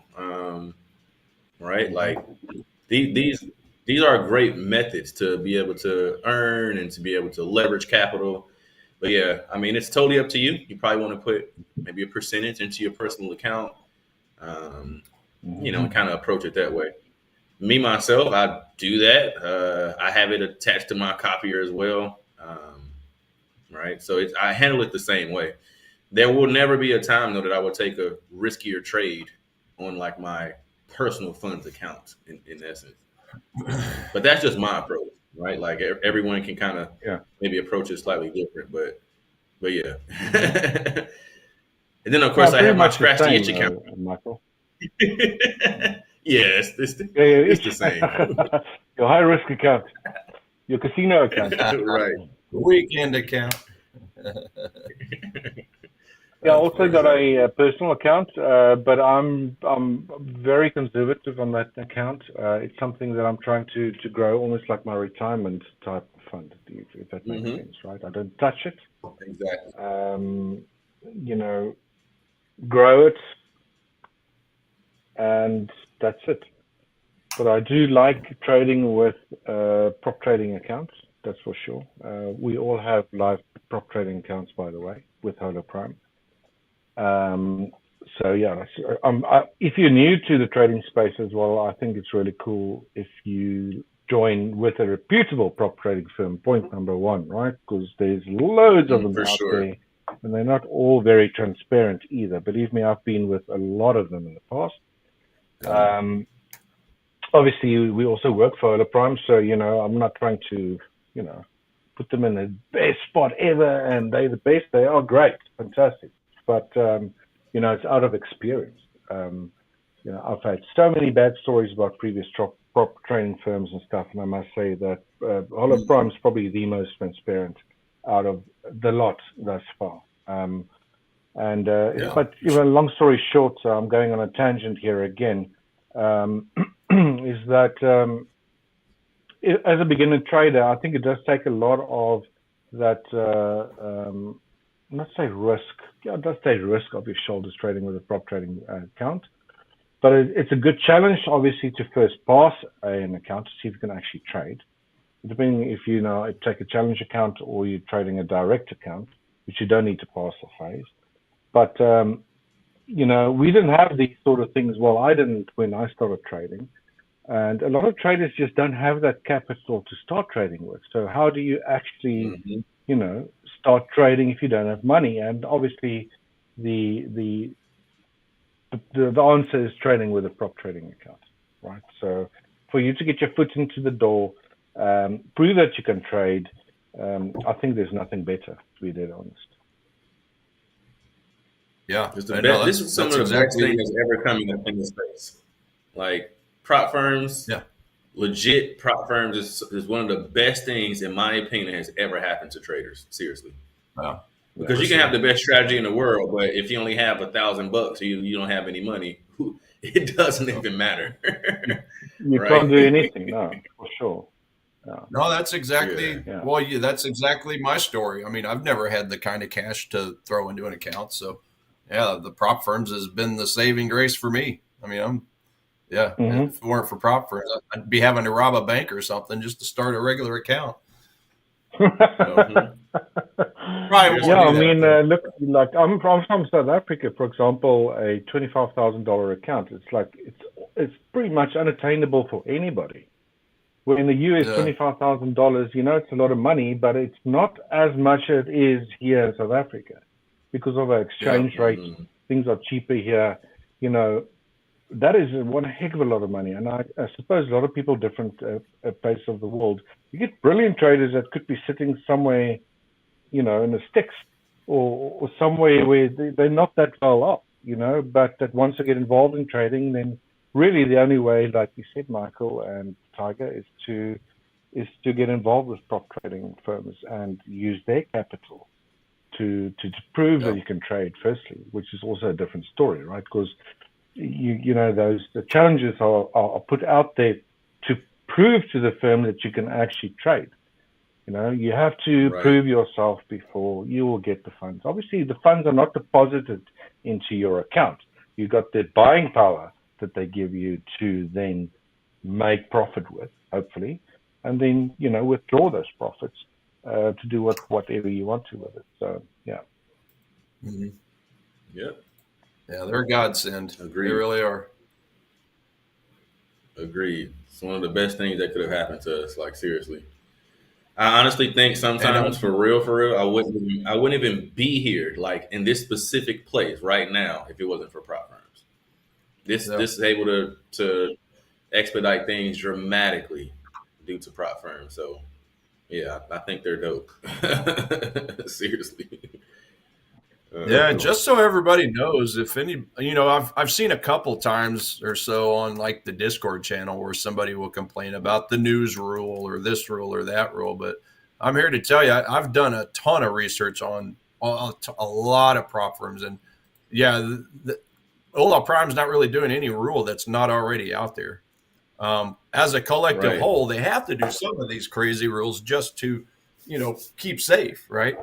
But it is what it is. I mean, but the best part is, from what I've seen with Hola Prime, everything they're doing is literally just to protect your behind. Because a lot of other prop firms out there don't have some of these rules, and they don't care. They'll just take your money and not explain it very well. But Hola Prime does a really good job. Yeah. Of course, we're biased because we work with the company, but no, they're really transparent on the rules. You hear that word thrown out a lot, but it's there for your protection, because at the end of the day, we don't want somebody just here for a month.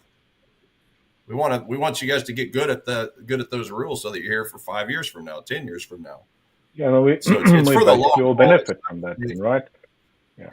Yeah, it's not to be treated like a casino. So that's the purpose and of all the rules, right? So just keep that in mind. Don't look at it as, oh, they're making me do this, or do that. No, we just want you here 5 years from now, 10 years from now. So that's why they do that. Yeah. And at the end of the day, to be totally honest, if you were running a hedge fund, these are regular rules that that you want to trade within anyway, right? You shouldn't be losing more than 3% in a day, Yeah. and you shouldn't be, down 8, 9, 10%, like overall. Like that's just not right. You can't hit one home run and then say, "Oh, you're the greatest ever." You hit one home run. All right. Whoop-de-doo. Show us you can hit 5 of them, then I might consider if you're that guy or not. You know. Yeah, that's true. If a guy hits a 3-pointer, you're like, okay, whatever. He hits 2, oh, okay, whatever. Once he gets to about 8, 9, you're like, oh, okay, he might have a shot, right? Like this guy might actually know what he's doing. It's Heat the same, check. right? Nothing. Yeah, nothing's changed. So We'll be back in 2 minutes, gents. Gotcha. Cool. What else we got? So, Coach, besides your accounts, James Hardy, love your strategy, Coach Michael. James, thanks. Mike on YouTube. I can't find a Discord link for the Hola Prime and Bot. If we can, we just sorted back in it, we can drop the link to Discord in there. I think we did earlier. I just did above him, so he's got it. Oh, okay. All right. Okay, cool. Best I've ever been in, and thank you guys much. I've learned a lot, but I have to go offline. Okay, we'll see you tomorrow. Hopefully, check it out. You're welcome. Check us You're out welcome. tomorrow. Have a great day. Take care. Just Cool. I guess I'll just jump back into the charts here. Yeah. Kind of try to wrap things up. So cool. EU. We just went over this one. Level 2 shorts on EU. This one is probably not a great trade for me because the R to R is off, right? Again, I would want that close below this 800 EMA, but I'll be risking $1 to make 74 cents, and that's a no. So I'll probably pass on EU. Right? EJ was a trade yesterday. What happened on EJ? Oh, okay, I remember. So this was earlier this week where it did not go. It took forever. Got chopped up, was in this trade for nearly a whole day. Finally moved a little bit, moved stops to break even, well, +2, and came back around. So EJ was nothing to the upside. That sucked. And then right now we're looking at this 5,200 cross to the downside. All right, so we know we are in level 2 shorts. And we're looking for some type of M structure or pattern off of this 200 level, right? Something like this to the downside. Now, I would just target this 800 EMA at this point. And then also on the TDI, of course, we would need to see this reload at manipulation phase. So above the static, back below.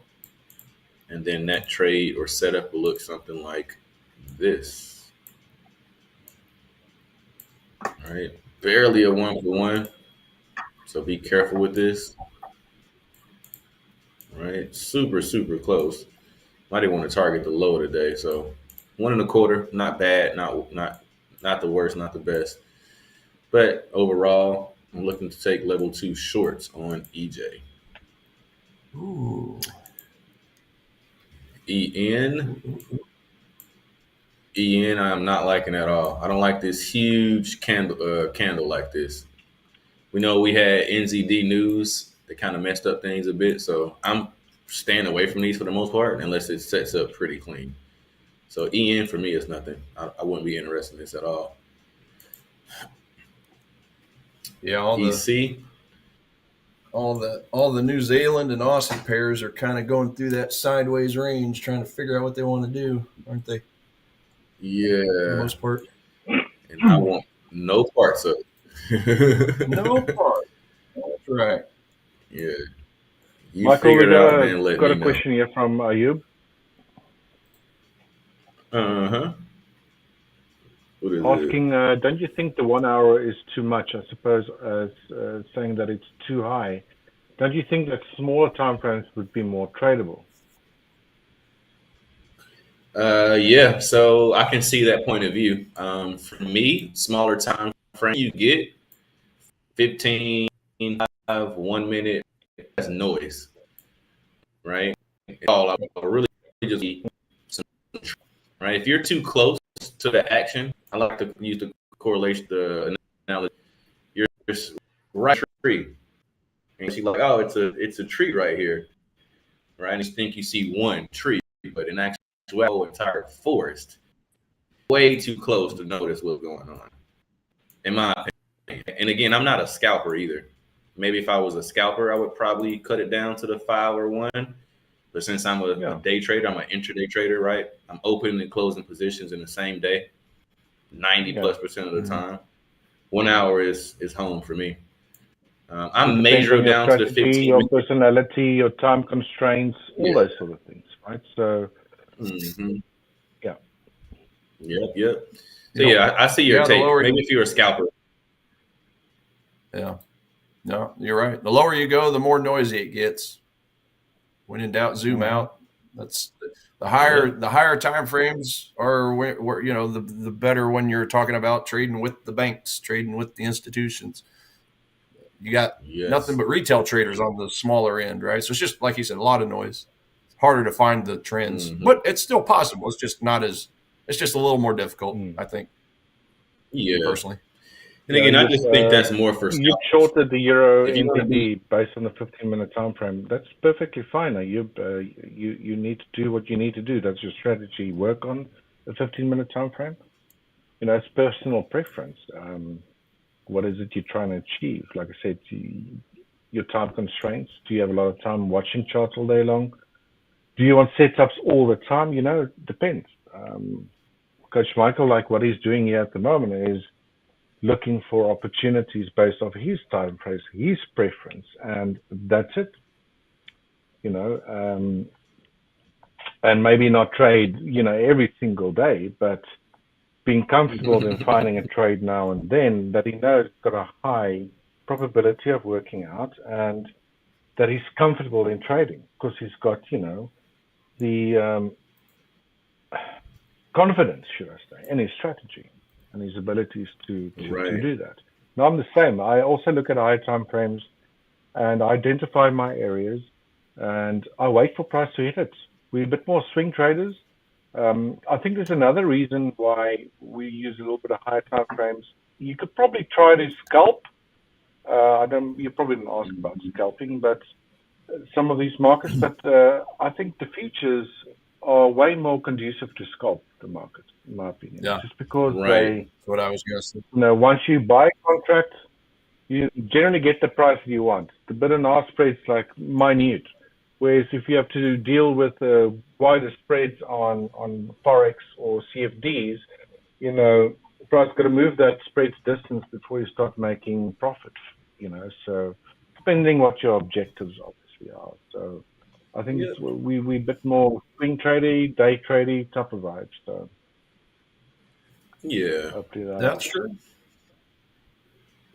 Yeah, just watch the futures guys and gals on the shows after us, because they're down in the 1 minute time frame, the 5, 2, and 3 minute time frame. A couple of them are, and 5 minute time frame. I know Coach Tony uses the 2 minute time frame just to get that little extra bit of information for his moves. So, but yeah, they're really good at it. But yeah, like Richard said, it's just a little different. Works a little different in Forex with the spreads, and yeah, I think I agree. I think it's a lot simpler on the futures, especially with the way those guys and gals trade.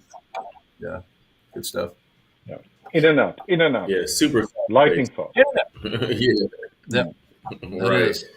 They might take two to four trades a day. I might take two to four trades a week, and that's pushing it, right? Like I'm on an hour. I might jump down to the 15-minute just to kind of see what the pattern looks like. I'll definitely kick it up to the 4-hour chart to see if price was on the right side. But for the most part, I live in the 1 hour. And then again, like for like kind of again how Richard mentioned, suits your personality. I don't want to have to look at the chart every minute or be stuck here, right? Like I have the luxury of when I do step away, I know worst case scenario, I need to look at the trade at the top of the hour, right? Like if I don't get an alert, I know a candle isn't going to close until an hour later. So that just suits me. True. But yeah, I know a lot of people who have super good success with 15-minute. I'm actually, again, not opposed to the 15-minute. I have 8 setups. One of my 8 is on the 15-minute. But I won't go any lower than that, though. I don't. You can see I have a 5-minute up here. I should actually take this off, to be honest. I don't ever look at it. And I definitely don't even have a 1 minute on here. The lowest I'll do is 15. I'm looking at the 15, 1, 4 in the daily. That's pretty much it. And I'm only looking at the daily if I enter into a 4-hour trade. So mainly 15, 1, and 4 is what I'm looking at. Nothing closer. Yep. Agreed. Different strokes for different folks, right? Different strokes for different folks. That's the same. What my father used to always say, different strokes for different folks. I just had to actually go and quickly Google that to make sure it's got no sexual connotation to it. Apparently it's from the 20th. So I don't get into trouble. So good. Pretty smart idea. Pretty smart idea. Nice. Nice. Mike on YouTube, did you manage to access Discord? Because I did check on our website. I could access it, but I'm also asking the back end here to have a look at that. Make sure that nothing's wrong, and also to drop it there in the chat for you. If you haven't come right just yet, let us know. Yeah, for sure. Yeah, alternatively, you can go to holaprime.com, and there's a Discord button right at the top of the page if that's simpler. Oh, it's saying it's not working on the website. Oh, is that what he's saying? Yeah, I was saying the link on the website doesn't work, but I did check. For me, it worked. Yeah, join Discord. Anyway, just we on it. We'll figure see it if we out. can sort you out there. Figure it. Gotcha. Okay. Cool. So getting back to it, same thing, guys. Once we get this 5,200 cross, we're looking for that move off the 200. Note how once this crosses, there's not one candle that touches this 200 EMA. Nothing. Right. So that's the next move in the cycle. What I'm looking for is that W half a bat head and shoulders pattern off this 200 EMA back to the upside. 2.25, nearly, well, a little bit more than 2.25, so not bad at all. And of course, I need to see that reload as well. All right, so for me, EC is level 2 longs. EG smashed me yesterday. Oh, look at this. This thing's trying to set up the other way now. This is funny. Let's take this off. It was an SL so smash, yesterday not a TP smash. Yeah. Say I got smashed instead of smashing it. So yesterday, this was looking great for level 2 shorts.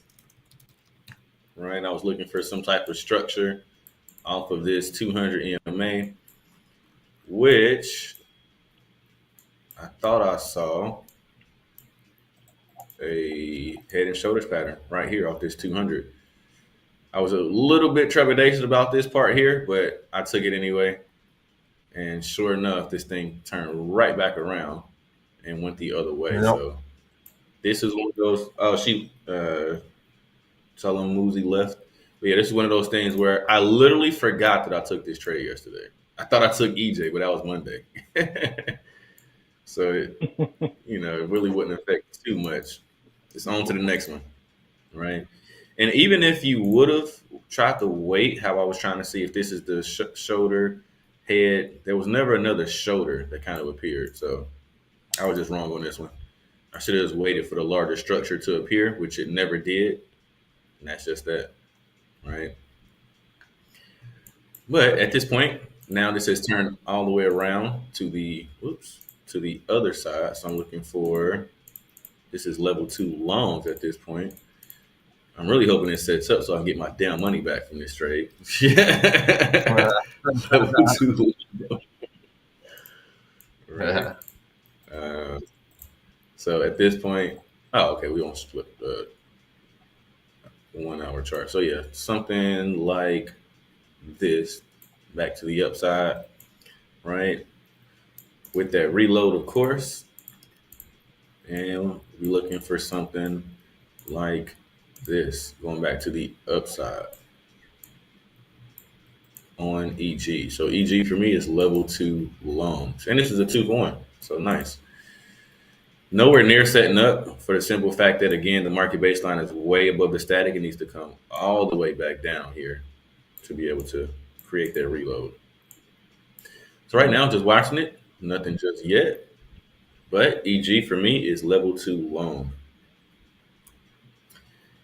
EA is really high. And again, I was just setting this area for a long time and just bust out of it. I don't really deal with the chops and then the breakouts like this. I'm more of the trend. I just want to see some trend. So I will leave this alone entirely altogether. So nothing free for me on EA. I'm not interested at all. GU has turned around the other way. So let's delete this and mark this back up. So now we have this fresh 5200 cross. I know I am in level 2 short. And I'm looking for some type of pattern off this 200 back to the downside. Same thing, market baseline is already slanting up. So let's let that go ahead and finish, create that reload. And that move will look something to the downside like this. Right. Oh, this might not work out for the simple fact that barely at a 1-for-1. I don't really like that too much. You probably have to aim for something shorter if you did, maybe something around here, aiming for this area right here. This one gives you nearly a 1-for-1.5, so not bad, but maybe not the best trade to take either. So might just pass on this one, but we are looking at level 2 shorts on GU. What's up, Edgar? Next up is GJ. Edgar Nova. Hey, what's going on, Edgar? Get down. GJ, we have 5200 cross, so we know we're in level 2 shorts. Level 2 short, same exact thing, right? Looking for some type of M structure off this 200. Now, luckily, this is kind of low on the curve, right? So also, we still need the market baseline to come back above that static for that reload, aka that manipulation phase. And then this move will look something like this. Now, this might be a bit short. Let's see. Oh, okay. Actually, it's not.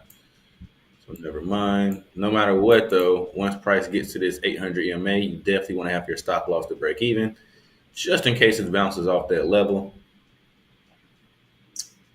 Right. So for me, GJ is level 2 shorts. Yeah. Next up, GA. GA, we have this 5200 cross, so we know in level 2 long. All right. Note how once this cross has happened, price has not touched the 200 EMA at all. So that's the next move in the cycle. I want to see something like this.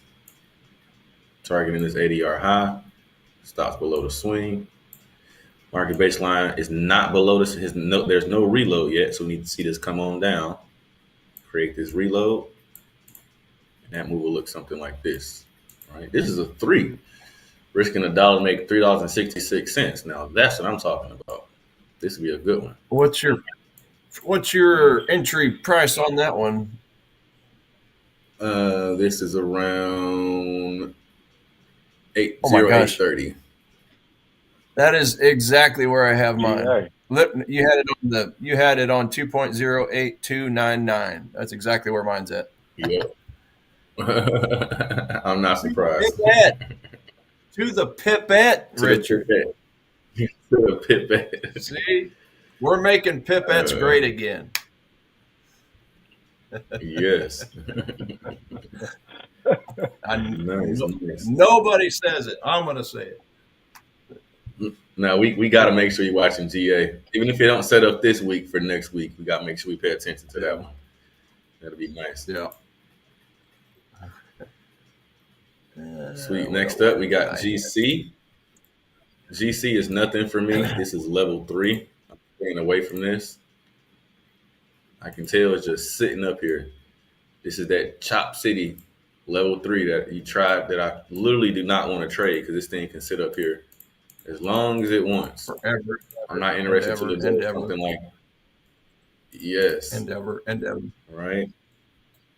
I don't want to touch it until it gets here. All right. So this is nothing right now. GC is dead. GN, I'm staying away from this. This is one of those NZD that has this huge candle. I don't like this at all. So this is a pass. GF has turned the other way. Let's take this bad boy off. We have this fresh 5200 cross. All right, so I know I'm level 2 short. And just as always, looking for that M structure off this 200 EMA. Back to the downside. Market baseline needs to come back above the static for this reload. And that move will look something like this. Now this one a little bit tough too. This 800 EMA is sitting in the way, so you got to make sure the R to R makes sense, which it does. So we're good to go on this one. Risking $1 to make $1.38. Not bad. I'll take it. So GF level 2 short.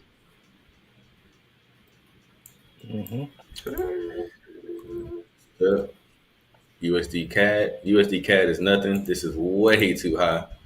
See, it's trying to make this something over here. I'm not touching this. Going to the moon. Way too high. Yeah. This will be a peak. Like a peak for me. I'm staying away from this. And you can see that the market baseline is starting to point down as well. So I'm leaving this one alone. USD CAD is nothing. What's up, Maria? USD CHF. I was wondering where you went. How did we Maria? I see. Good stuff. Maria. A few days off. Howdy. Good to take a break now and then for sure. Especially with as slow as it's been, right? Yeah, you haven't missed much. Believe that. Yeah. Everybody's waiting for Jackson Hole. So you haven't missed anything. Yep. So cool. UF is a pass. This is nothing here. USD JPY. We marked this one up earlier, but this thing is really going to the moon at this point. It looks like it's about to go the other way. So I will leave this alert on here just to see. All right, because it might make some I could kind of see something like this, but I don't like the multi-session M's like this. I don't want it to be so far apart like that. We need this reload to happen. I'm gonna leave the alert on here just to see when it gets there. But we'll have to see what it looks like. This might be a swing trade, if anything. Let's see. Keep it in the session. See, it's kind of just missing. Yeah, this one's a little funky, so I don't know. I'm not too sure about UJ anymore, but we'll kind of see how it happens. I'll leave that alert on here. But price needs to close below this 800 EMA for me to short it.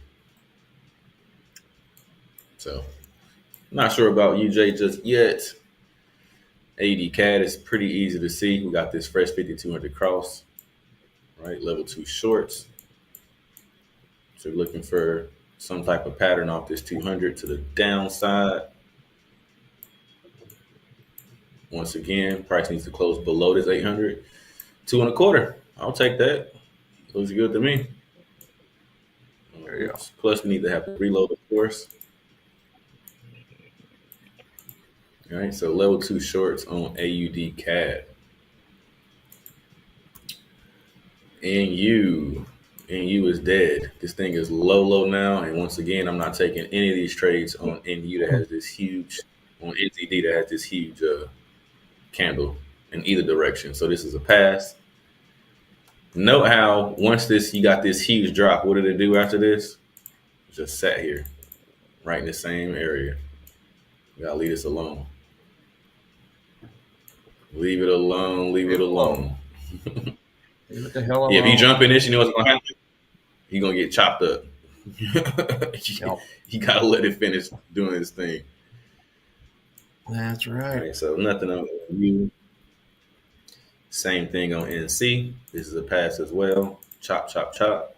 This is a pass. Same thing on NF. I'm not touching this either. This one is a little bit different, right? One could take this. This is a counter trend trade. I don't take these, right? But you could take something like that, realistically speaking. I'm not taking it, but I don't take counter trend trades. I would much rather wait for it to do that, come back, touch this area, and then go long. I'll grab that trade because at that point, it's not a counter trend. The trend has changed. Right, so that's my approach to live a little, yeah. Michael. I'm with you on that. Hell no. I'm with you on I'm gonna be messaging you like, hey Tiger, you want to get my money back on that NF trade? Because yeah, no thanks. Don't blame me on that. Yeah, so this one's low too. This one's super low. I'm not touching this one. And then we just got this. I don't even know what you even call this. Just got this sideways chop, maybe. Yeah, there we go. Sideways chop. That's what it looks like. I'm not touching this either. This is what I mean when I say a lot of these pairs look ugly. Like it's not really doing anything. They kind of ugly. Great googly moogly. Right. Not really interested. Same here. This is low. This is a level 3 trade at this point. I'm not interested in this either. All right. I want to see something like this come back, and I'll take that setup. All right. But this is that peak low. I'm not touching that. So nothing on AF. EF sentiment has changed for the simple fact that we now have 5,200 cross to the downside. All right, we know we're in level 2 shorts. And looking for that M structure off this 200. Something like this, back to the downside. Market baseline is still below the static, so there's no reload. So we need that to come on up, give us that manipulation phase for the reload. All right, then short. I'll be interested in a move like this. Something like that. Now, we do have the 800 EMA here. As I always point this out, always, just move your stop loss to break even at this point. If it bounces, worst case scenario, you didn't lose any money. If it continues to go, you were protected, right? So you get the best of both worlds by doing that. So not much on EF, but it is in level 2 short.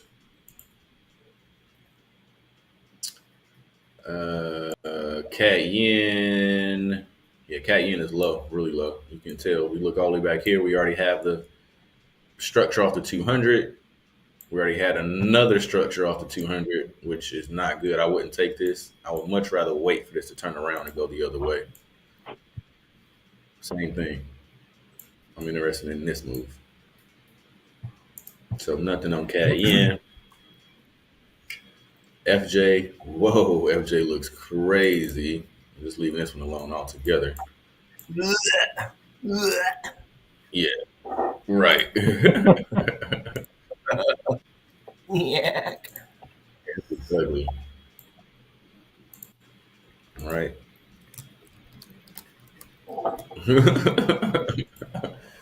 Right. What the hell is this? I have no idea. I'm leaving that one alone. Cash Swiss isn't horrible. Not too bad. Oh, okay. I was gonna say, why didn't I see this? But yeah. This is that wick action I'll talk about. I'm up a little bit. Edgar's asking about my gold.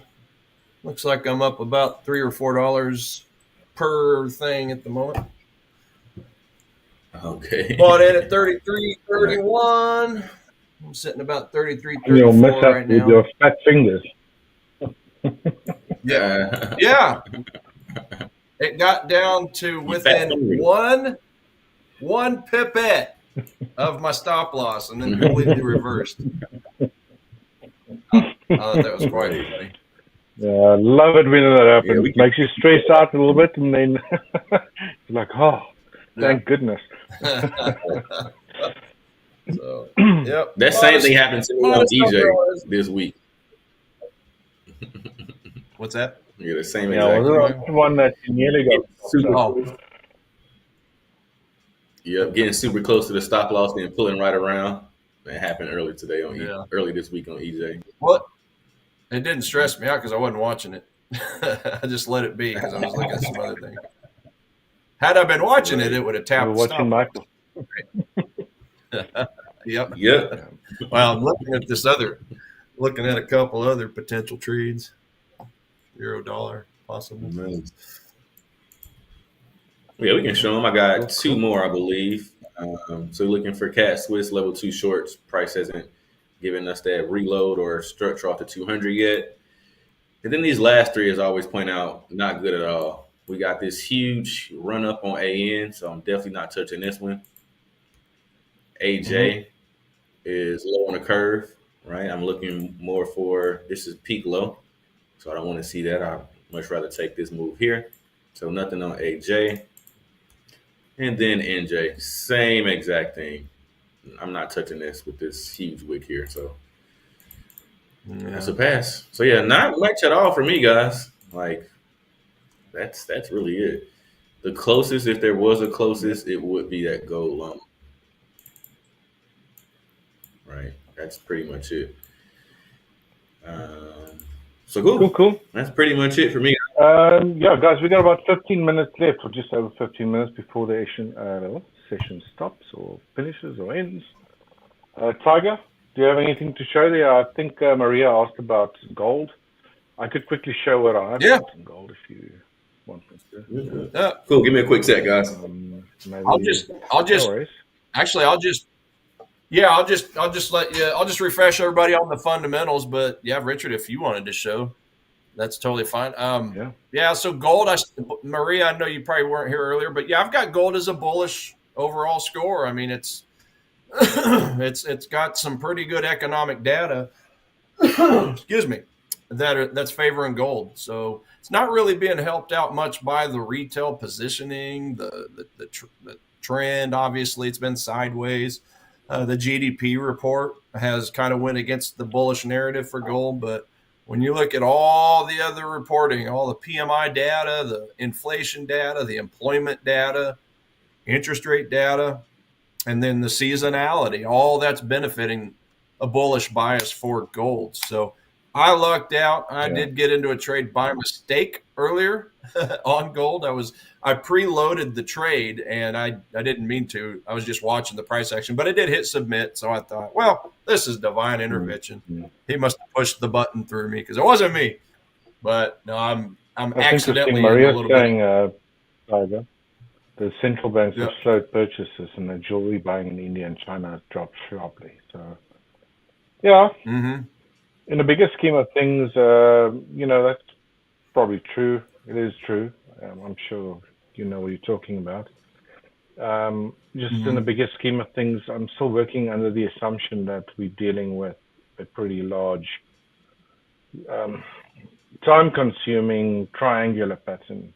You've probably seen me draw this chart quite a few times here on gold, Maria. So I'm still thinking that there is a possibility that that E wave has completed. Sorry about all of these other lines. It's just they were drawn on smaller time frames. But if you have to just, try to avoid looking at this white one and this blue one, in a bigger scheme of things, let me just get rid of the magnet mode. He drew a highway on his chart. I still think we got an A, B, C, D, E that ended, and now the price is doing this. Or, we coming lower, and this was not a C wave. That's not the case. That could be a C wave. Then this does this. Then this goes this, and this become a much larger type of symmetrical triangle vibe, which is also a possibility. It would actually not surprise me if that is the case, because gold can enter into these very long, drawn-out corrective structures. I think I still do like this triangular pattern idea, but I've got my doubts whether that C wave's in. If you look at a 4-hour time frame, and I'll reiterate this all the time, especially if you're new here, the durations of these zigzags for an A, combo, probably a double zigzag for a B, and we had a C possibly here a while back. That I didn't want to count as a C because it's too short-lived. So then I worked under the assumption that this might be just to fool everyone a little bit more. And there is technically, if you deal with these patterns or zigzags or edit wave corrective patterns, that, all these internal waves need to be ABCs. Then you have a combo. This was a double zigzag, I believe. This, I can't force one in here. You know what I mean? And the duration is too short. So I'm thinking this could technically be an ABC, a running ABC, where your C wave actually doesn't, or ABC flat, which doesn't extend below the end of your A wave. But now again, we have a very sharp move up. Was that a D? Again, can't force a zigzag in there either. So while we're stuck in this pretty crazy, insane, sideways contracting, whatever this is, I think it's going to take much longer to come to an end and just frustrate us even more. So maybe step away from what the high time frames are saying. Just like intraday today, I was thinking, someone asked me about this a little bit earlier on. Forget now if this is a D or this is an E or whatever the case may be. But this move to the downside that we've seen from Tuesday, last week, was it actually no, that was from July, goodness gracious, a month ago. Just using a shift pitchfork on that, price has reached it on the 19th, bounced, and it might be coming towards that again. One then has to beg the question, what is this here? You see, I'm just trying to get a few models going as what's going on. I said earlier on that this might potentially be an 1, 2, 3, 4, 5 for an A wave. This looks like a double zigzag to me for a B. And now we're making these 3 wave moves into lows. See, that could be a 1, 2, 3, 4. Failed to break above this one over here. And if it stays below here and we're moving lower, continue lower, then we might get another 1, 2, 3 into the central median line of that larger pitchfork. We'll get about this yellow line now. And the lower channel line of this move that's contained price pretty well since the high of this high and that high over here. And I think I used this low over here. And earlier on, I was saying I just drew this channel today. If price respects the center channel line, then I'll be keeping that on my chart for some time. Now, I've also went ahead and gone draw parallel lines parallel to that channel, just to figure out if we're getting a bounce, where might price actually find resistance, maybe then giving us something like this, right? Because we're getting a bounce up now. Invalidation levels, obviously this high, 3352 plus minus, that's yesterday's high. Then something else is going on, right? But who knows? It's been difficult, I'll tell you that, and it's been frustrating. If you don't trade intraday, I know there was quite a few guys here in the chat. Was it Moses? Can't remember the other names, that were actually short gold today, already took profit, and they did really, really well. So, you know, kudos on them. Well done. So that's my view on gold. Maybe not too much info, but maybe if there's then that sort of plan A, B, C, D, and E, who knows? But yeah. Well, Richard, that's my view on gold. Yeah, I did luck out on that gold. I closed it out for a $68 winner. It's just hilarious how And now it's really gonna Yeah, flip over to my chart real quick back in. I just want to pop through it real quick. It was kind of funny. But yeah, my original thought here on gold. So my original thought was that zone on top of a zone idea. So I took a little bit of a stab here, and I was considering buying some more down here, but I figured I'd put in most of what I wanted up here. So yeah, I put my stop loss just a little bit below the zone, and it came up to the pipette because it went through to, looks like 33.25.10. I had my stop loss at 33.25.09. so yeah, well done. Ended up getting close, and I didn't mean to get Tiger, out I'm when seeing I also did. something on my side here. If you want to share my chart just quickly before, and you know, that could sure. Yeah, I was just you're getting right in at the bottom of a potential correction. So obviously a very strong move that we've seen up here until this high on yesterday, right? You know, if it's going to head higher from here, although price bounced from this channel, we've got some confidence at that low that you nailed there, I think, almost. Again, just use a shift pitchfork, slope to the downside. Come on. Yeah. Thanks, pitchfork. Yeah. Look at that. All the kudos to your pitchfork for saving me on that one. Oh, yeah, but this one I'm seeing way after the fact, to be honest with you. But yeah, that looks like confluence there. This could have been a very crazy looking ABC. Who knows? And if price does head higher from here now, then it really invalidates this idea that we're busy with some sort of C wave here. Maybe it ended already over here, and something else is going on. But who knows? I think we'll get a bit more clarity during the New York session for the remainder of the day.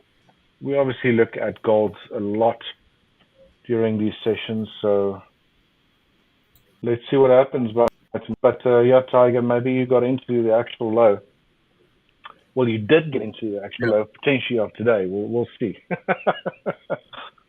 Right. Yeah, I guess I mean, hey, that's just by chance. I very easily could have put my stop loss 0.1, 0.2 pipettes higher, right? Or pips, 1 pipette. So Yeah. it's always that's why it's always good just to try not to choke your trades out. Just give them a little bit of wiggle room. I mean, yeah, I wouldn't say that's that skill. That's just more luck, right? Like I said, I put in the trade to begin with, thinking, well, I'm just going to watch, and I get my brokers mixed up because on another one of my brokers, when you go to click buy or sell, it asks you to confirm, do you really want to place this order? So I, in my head, was thinking I was on the other broker. So, but then once I got in, I thought, okay, well, I'm not against the trade. I just wanted to maybe wait for a little bit deeper of a retracement, but it worked out. Right. So, but yeah, I just ended up That's selling one heck right of a before powerful the day. move up there. Now look at that. Bam. Yeah, and if you change your time frame to a 1 hour time frame, Richard, you'll see the supply zone I was looking at as far as where I took the profit. Yeah, just kind of zoom in there. that last green candle up before that. Yeah, to the right at the top of your pitchfork, your blue pitchfork. That green candle before the spike down. Yeah, so that's the 1 hour supply zone candle I was looking at to take profit, before. Yeah, well, when I pulled up my take profit, or my stop loss to the underneath, I put it up a little too close. So I was trying to adjust my take profit, and I got it too close, so I should still be in it, but it is what it is. I'm not going to be greedy on a trade I accidentally got into and profited. Right. Mario was saying investors are rotating into risk assets like equities, Bitcoin, and even platinum. So the macro backdrop adds further weight. Yeah, I still think there's downside potential in gold. Like I said, the counts on the triangle idea, it's been very iffy. I won't say iffy. I think we're still busy with a triangle. It's just the short-lived formation of some of those waves, internal waves. It still points to potential longer dragged out sideways movement in a very large range, hopefully a contracting range. And yeah, still a possibility of downside, but who knows, guys? We'll know after the fact, that's for sure. That's it. And just keep in mind, everybody, that here at 7:30 Central, we do have unemployment numbers coming out. So keep that in mind for the dollar. That's right. That's literally coming up in about 17 minutes. And then 8:45 a.m. Central Standard Time is that manufacturing services PMI data. It looks like they're projected a couple thousand more unemployment claims. And then it looks like a little bit softer data for the PMI data as well. So we could potentially see a little bit of a pullback on the dollar if all those reports come out as forecast. So just keep an eye on that. Yeah. Volatility. Just keep your stop losses tight. Just be careful overall. Not near as crazy as non-farm payroll and stuff like that, but it still could create some liquidity, some sweeps, some volatility. So still busy next hour and a half or so. Right. Yeah. Again, a shout out we almost at the end of our session to Mike again. Mike on YT, Mike on YouTube, I believe it is, for winning today's 5K challenge account. You hope you enjoy that, make good use of it, and join us again during our sessions. We've had quite a busy one today, and not maybe so much on the trading side of things, but definitely on the chat side of things, right? Which is always great to see. Good to see that the channel is actually growing.